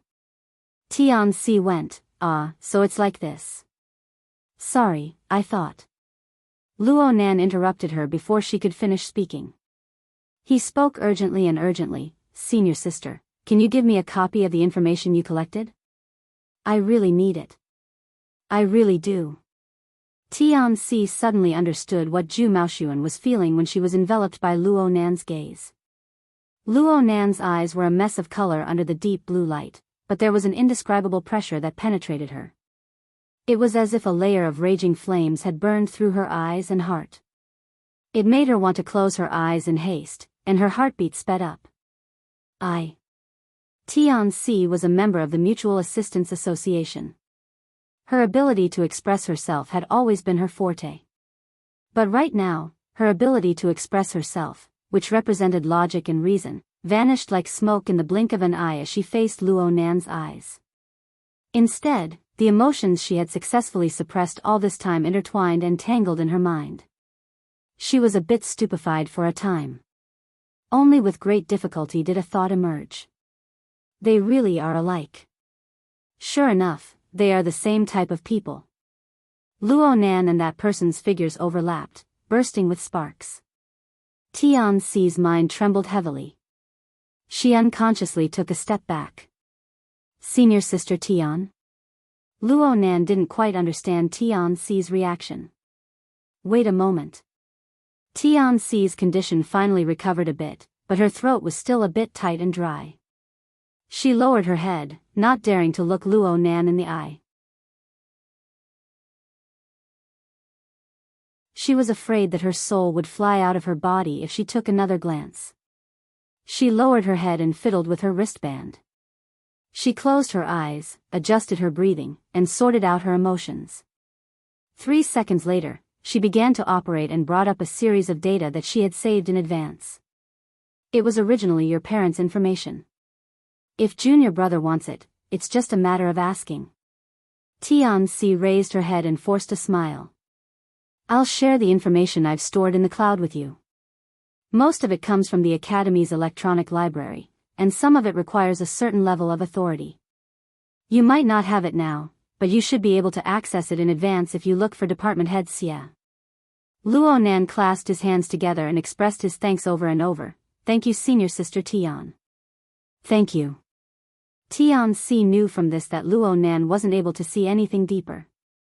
She let out a breath of relief, and her mind became a bit more lively. She pulled out a blueprint that Luo Nan was currently unable to see and set it into projection mode.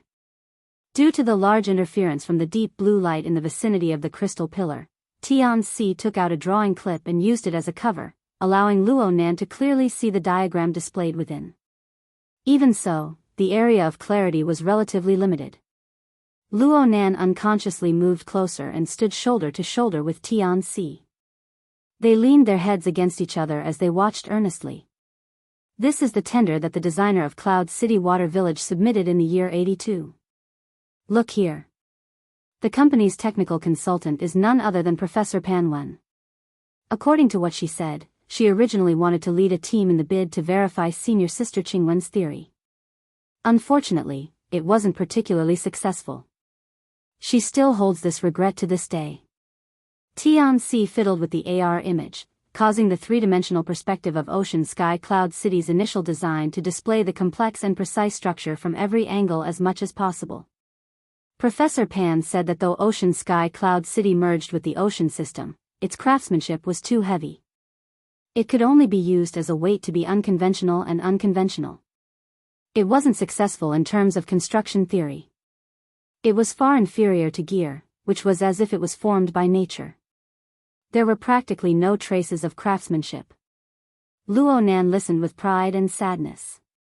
His eyes looked at the perspective of Ocean Sky Cloud City, but his heart was thinking about gear. Tianxi could more or less understand his current mood. She thought for a bit and added some gossip she had heard through hearsay. I heard that Professor Pan specifically made a design for this. The wetlands of the Academy can be seen with the naked eye from the high-level observation deck of Ocean Sky Cloud City. This includes gear on the north shore. The two buildings, one high and one low, mutually reflect each other. Really? Tianxi hadn't even finished speaking when Luo Nan impatiently interrupted her. Tianxi didn't think he was being rude. She just said, Cloud City Water Village has a set of ring-shaped buildings. Aside from the main building, only Ocean Sky Cloud City just happens to face the Academy. There aren't any other high-level buildings blocking one's line of sight. The height and angle are all decent. There should be some basis to this. Luo Nan immediately asked, which floor is the high-level observation deck on? The 142nd floor. Junior wants to go see it? Luo Nan nodded.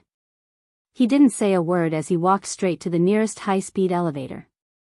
Tianxi thought for a bit and followed. Compared to Luo Nan's undistracted state of mind, her gaze shuttled back and forth among the stream of people on the floor, searching for the target in her heart. She didn't expect that she wouldn't be able to find her target. She saw Zhu Maoxuan, who had just left in a sorry state, walk over with large strides with a gloomy expression. There were a few people by his side who had similarly unkind expressions. It can't be to the extent of getting into a brawl at a party. Tian-Si found it hard to imagine such a scene. She couldn't help but feel fear in her heart. She wanted to find the location of the security guards, but she unfortunately bumped into Zhu Maoxuan's line of sight in the distance. Her heart panicked. The muscles on Zhu Maoxuan's cheeks pulsed. He said something to the people by his side, and his feet sped up. Ding! The bell rang. Luo Nan had already pressed the button to open the door of the high-speed elevator and stepped inside. Tian-Si whispered, "Wait for me." She chased after him in 3 steps. Her drawing clip slid from her shoulder to her elbow, and it bumped into the edge of the elevator as it swayed. She gasped slightly, "Hurry, Zhu Maoxuan." Just as she started speaking, a muffled rumble sounded from the floor. Tian-Si shuddered, and the light in the corner of her eyes changed. She instinctively turned her head and saw a dark shadow facing the crystal pillar directly from the elevator door. The shadow pushed against the enormous waves of water and heavily smashed into the inner wall of the pillar. The violent impact instantly painted the crystal pillar with a layer of fine white lines. The transmitted sound waves shook people's hearts. It practically made people believe that this enormous crystal pillar would shatter on the spot under the impact. The one that created all of this was without a doubt the mutated Devil Ray. The participants who were observing the shoals of fish cried out in alarm practically in unison. Such a scene was even more frightening than the one just now. Moreover, the Devil Ray's behavior was much more berserk than before. It swam along the edge of the crystal wall, and its flat head smashed into the inner wall of the pillar over and over again. It was filled with restless emotions. Its body was enormous, and its force of impact was tremendous. There were clearly 2 layers of protection between them, but no one actually dared to approach. They were afraid that this monster would break through the protective layer and swallow them whole. Tian-Si instinctively covered her mouth, suppressing the cry of alarm back into her throat. The elevator door immediately closed. Luo Nan swept a few glances at the crystal pillar before lowering his gaze to look straight at his own toes. It was as if there was nothing else in this world that could arouse his interest. Zhu Maoxuan and the others walked over aggressively. They just so happened to walk to the edge of the Devil Ray's collision zone. They were given quite a fright. They involuntarily followed the crowd and stopped to watch. It was Zhu Maoxuan who saw the elevator door close from afar. He urged them with a few words, and only then did the group of people catch up. But at this time, the high-speed elevator had already gone up. Keep an eye on the floor. Zhu Maoxuan made up his mind. He was going to give the adulterous couple a good look in this building. He slapped the elevator button, summoning a parallel elevator. He cursed and swore, venting his emotions that were on the verge of exploding. Luckily, the other high-speed elevator arrived quickly. Zhu Maoxuan glanced at the floor number and took the lead. He walked into the elevator, and the others rushed in as well. It stopped at the 133rd and 142nd floors. What's on the 133rd floor? It looks like an office area. 142. The high-level observation deck. That's it. Zhu Maoxuan quickly set his target. He ground his teeth and closed the elevator door, isolating the cries of alarm and clamor from the floor. Just 2 seconds later, another strange sound reverberated back and forth in the relatively quiet space. It flooded into their ears. Kacha kacha, kacha kacha. The rhythm was monotonous, and there was no change whatsoever. It was as if someone was fiddling with an old-fashioned pair of scissors back and forth. It didn't stop, and it made one's heart fidgety. Who set this ringtone? This was the first thing Zhu Maoxuan thought of. His companions were all stupefied. Zhu Maoxuan finally discovered that there was an unfamiliar fellow who had boarded the elevator with them. Perhaps he had been in the elevator earlier. He had been wholeheartedly focused on surrounding the adulterous couple, but he hadn't discovered them. It was a public place, after all. The man wore a pure black suit and sunglasses. His clothes were ramrod straight, and he looked like a bodyguard or a security agent from a TV program. He would be quite recognizable if he were to be displayed at a party. However, the most eye-catching thing was the necktie worn by the sunglasses man. It was garish, but upon careful inspection, one would see that there were all sorts of beetles engraved on it. Perhaps it was because the necktie was tinted, but under the illumination of the light, a faint metallic luster seeped through it. The beetle's compound eyes flashed with light, brimming with a treacherous and unconventional color. The sunglasses man felt Zhu Maoshuan's gaze, and he slightly tilted his head. His eyes seemed to have shifted over. Zhu Maoshuan foolishly looked over and locked gazes with this eccentric fellow.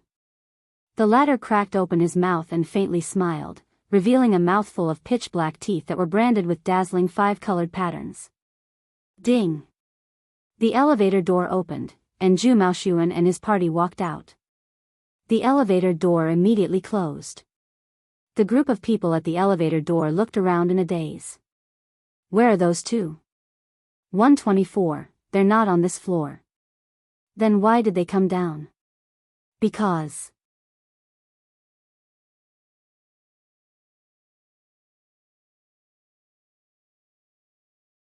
The two needed to pass by the edge of the frame structure of the heavenly ocean lake. Luo Nan only shot a glance at this gimmick. He wasn't interested. The current time was just before most of the salaried workers got off work. The sky was getting dark, and there weren't many people on the viewing platform, making it seem a little deserted. Luo Nan identified his direction a bit and walked to the edge of the viewing platform. He cast his gaze in the direction of the academy. He did see the wetland forest of the academy, and the outline was still clear.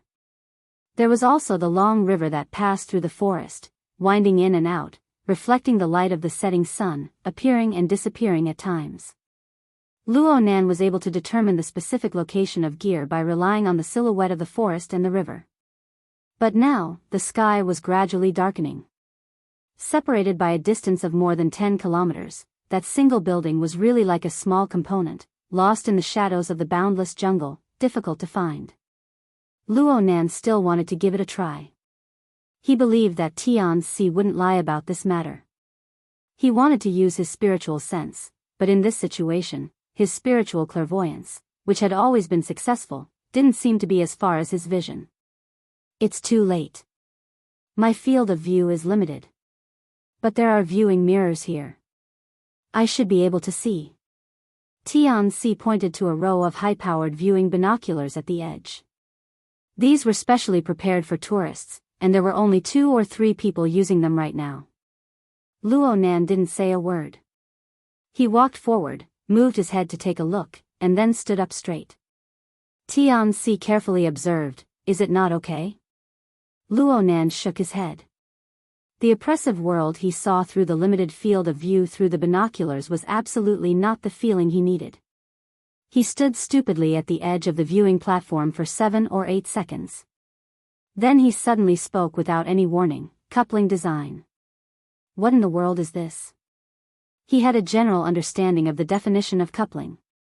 It referred to the interaction and linkage phenomenon between various systems. But what did it specifically refer to in his mother's architectural theory?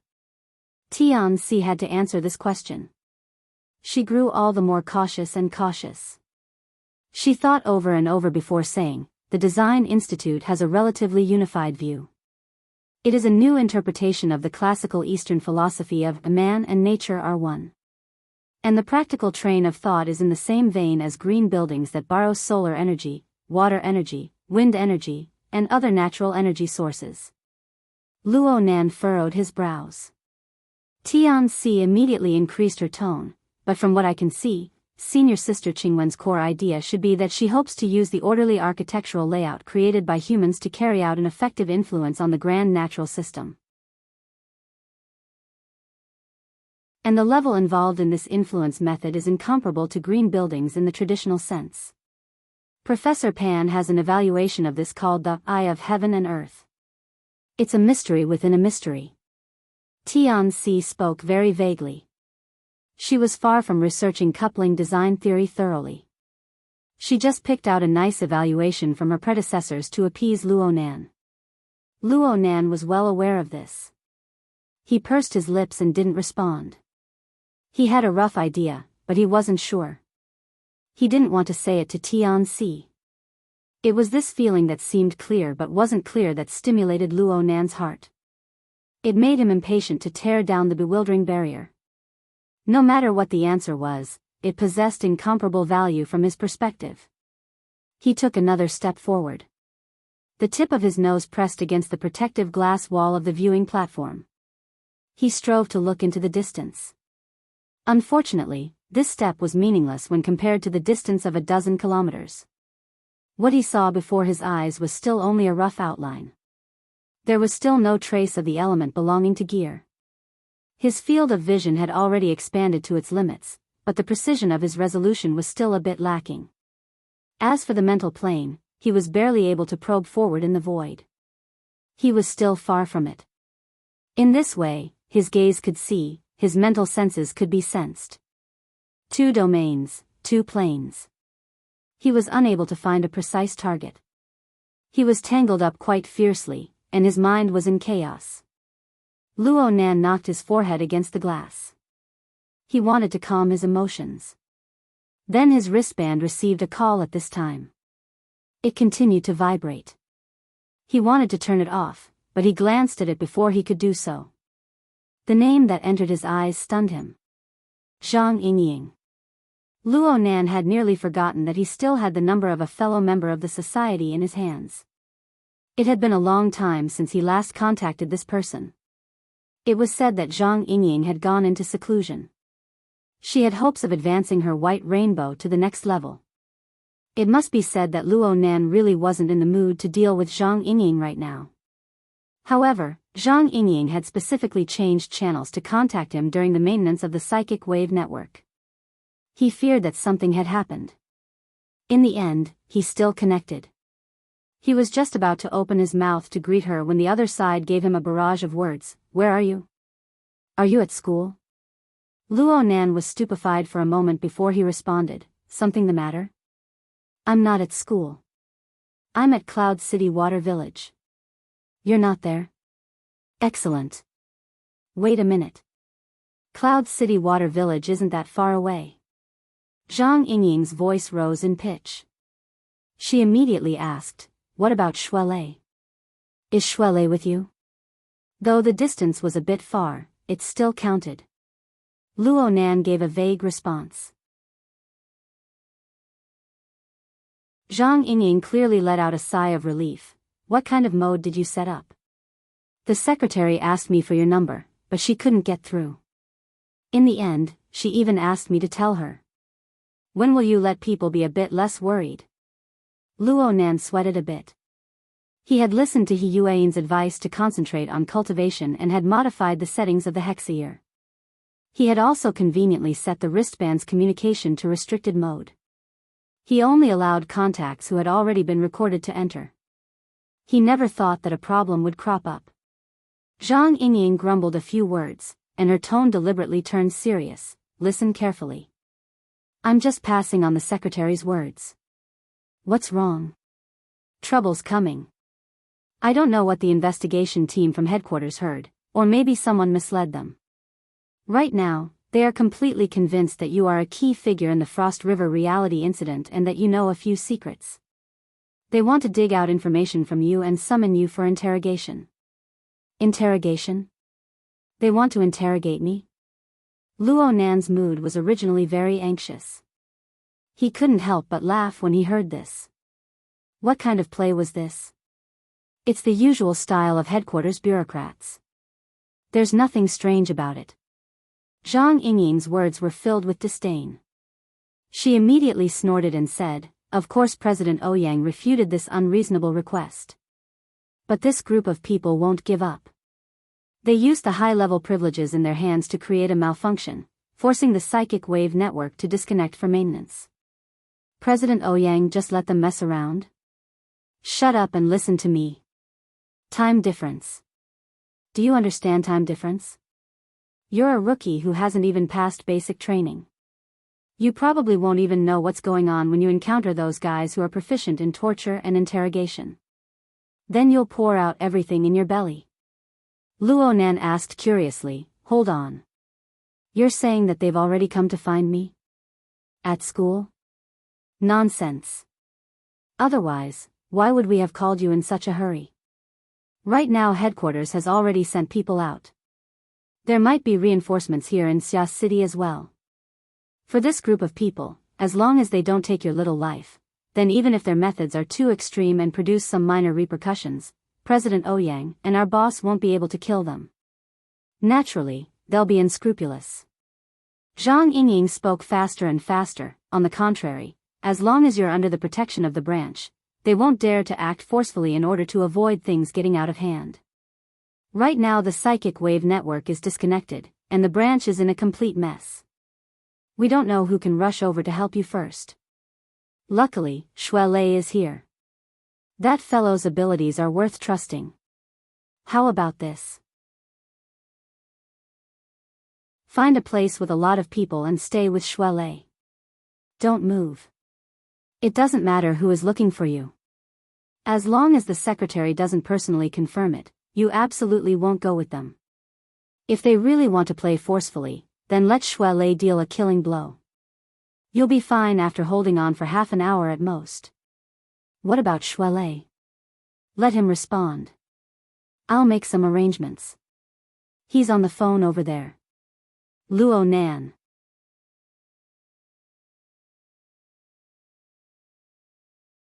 Chapter 297. From Luo Nan's impression, this was the first time Zhang Yingying's anger had reached its peak. He was used to her laughing and joking, completely improper appearance. Her sudden outburst was quite impactful. Luo Nan did not blame Zhang Yingying for her mood. He had received training from the society. Whenever he chatted with Bamboo Pole, Papercut, and the others, he would never hear anything good about headquarters. Luo Nan was very curious about this. How could such an organization retain people? Papercut's answer was resources, strength, and fewer restrictions. But he also admitted that all these benefits were as fragile as bubbles when serious conflicts of interest were involved. Bamboo Pole's answer was much more artistic. Not all cities are like Xia City. The environment of Xia City was indeed very good, but it was not a paradise that transcended the world. It was hard to avoid being affected. Recently, the investigation team of headquarters was the kind of trash that wasn't welcomed by chickens and dogs in Xia City. What was truly strange was that the Xia City branch handled things coldly and secretly guarded against them. How did they get the chance to come out and disgust people? Luo Nan was not prepared to bicker with Zhang Yingying. His thoughts spun as he unleashed his own special response. He did not give Shuelei another call. Instead, he directly unleashed his mental senses. He was on the viewing platform, and the location of the party was on the 88th floor. There was a drop of over 50 floors. The straight line distance between the two was no more than 200 or 300 meters. It was all within the range of his mental senses. Luo Nan easily found Shuelei on the floor where the party was located. He gave him a subtle mental jolt, and Shuelei's martial habits immediately alerted him. Next was communication on the mental plane.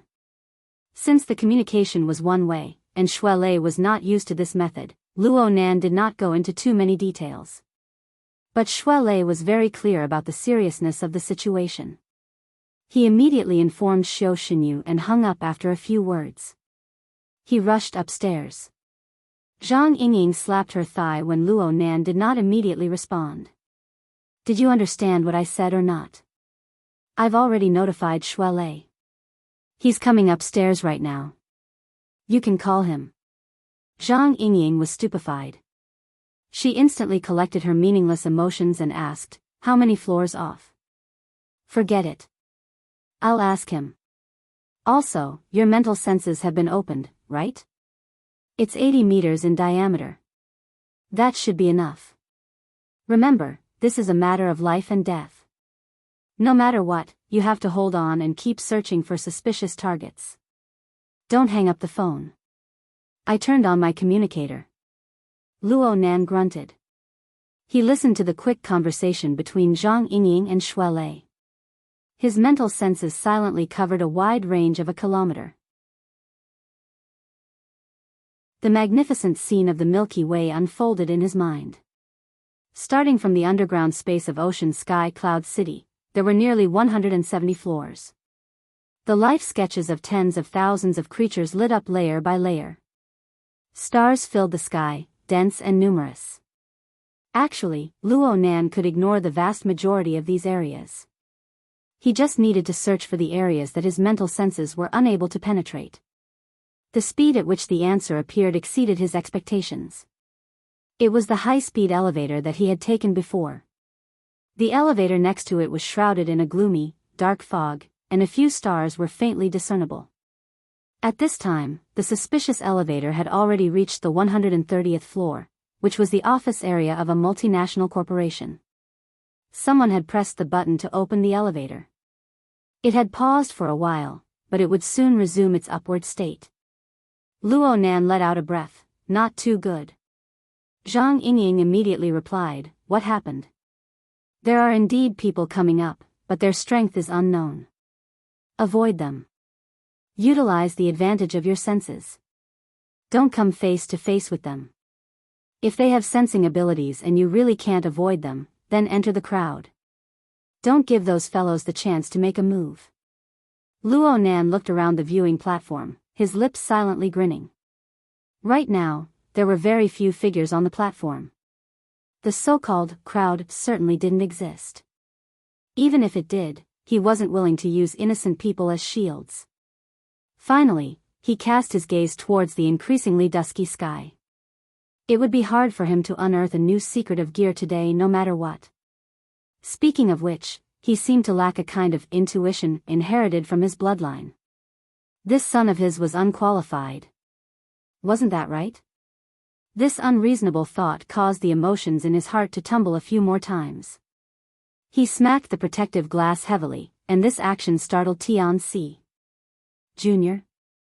Luo Nan didn't have the mood to give her an explanation right now. He simply said, "Let's go."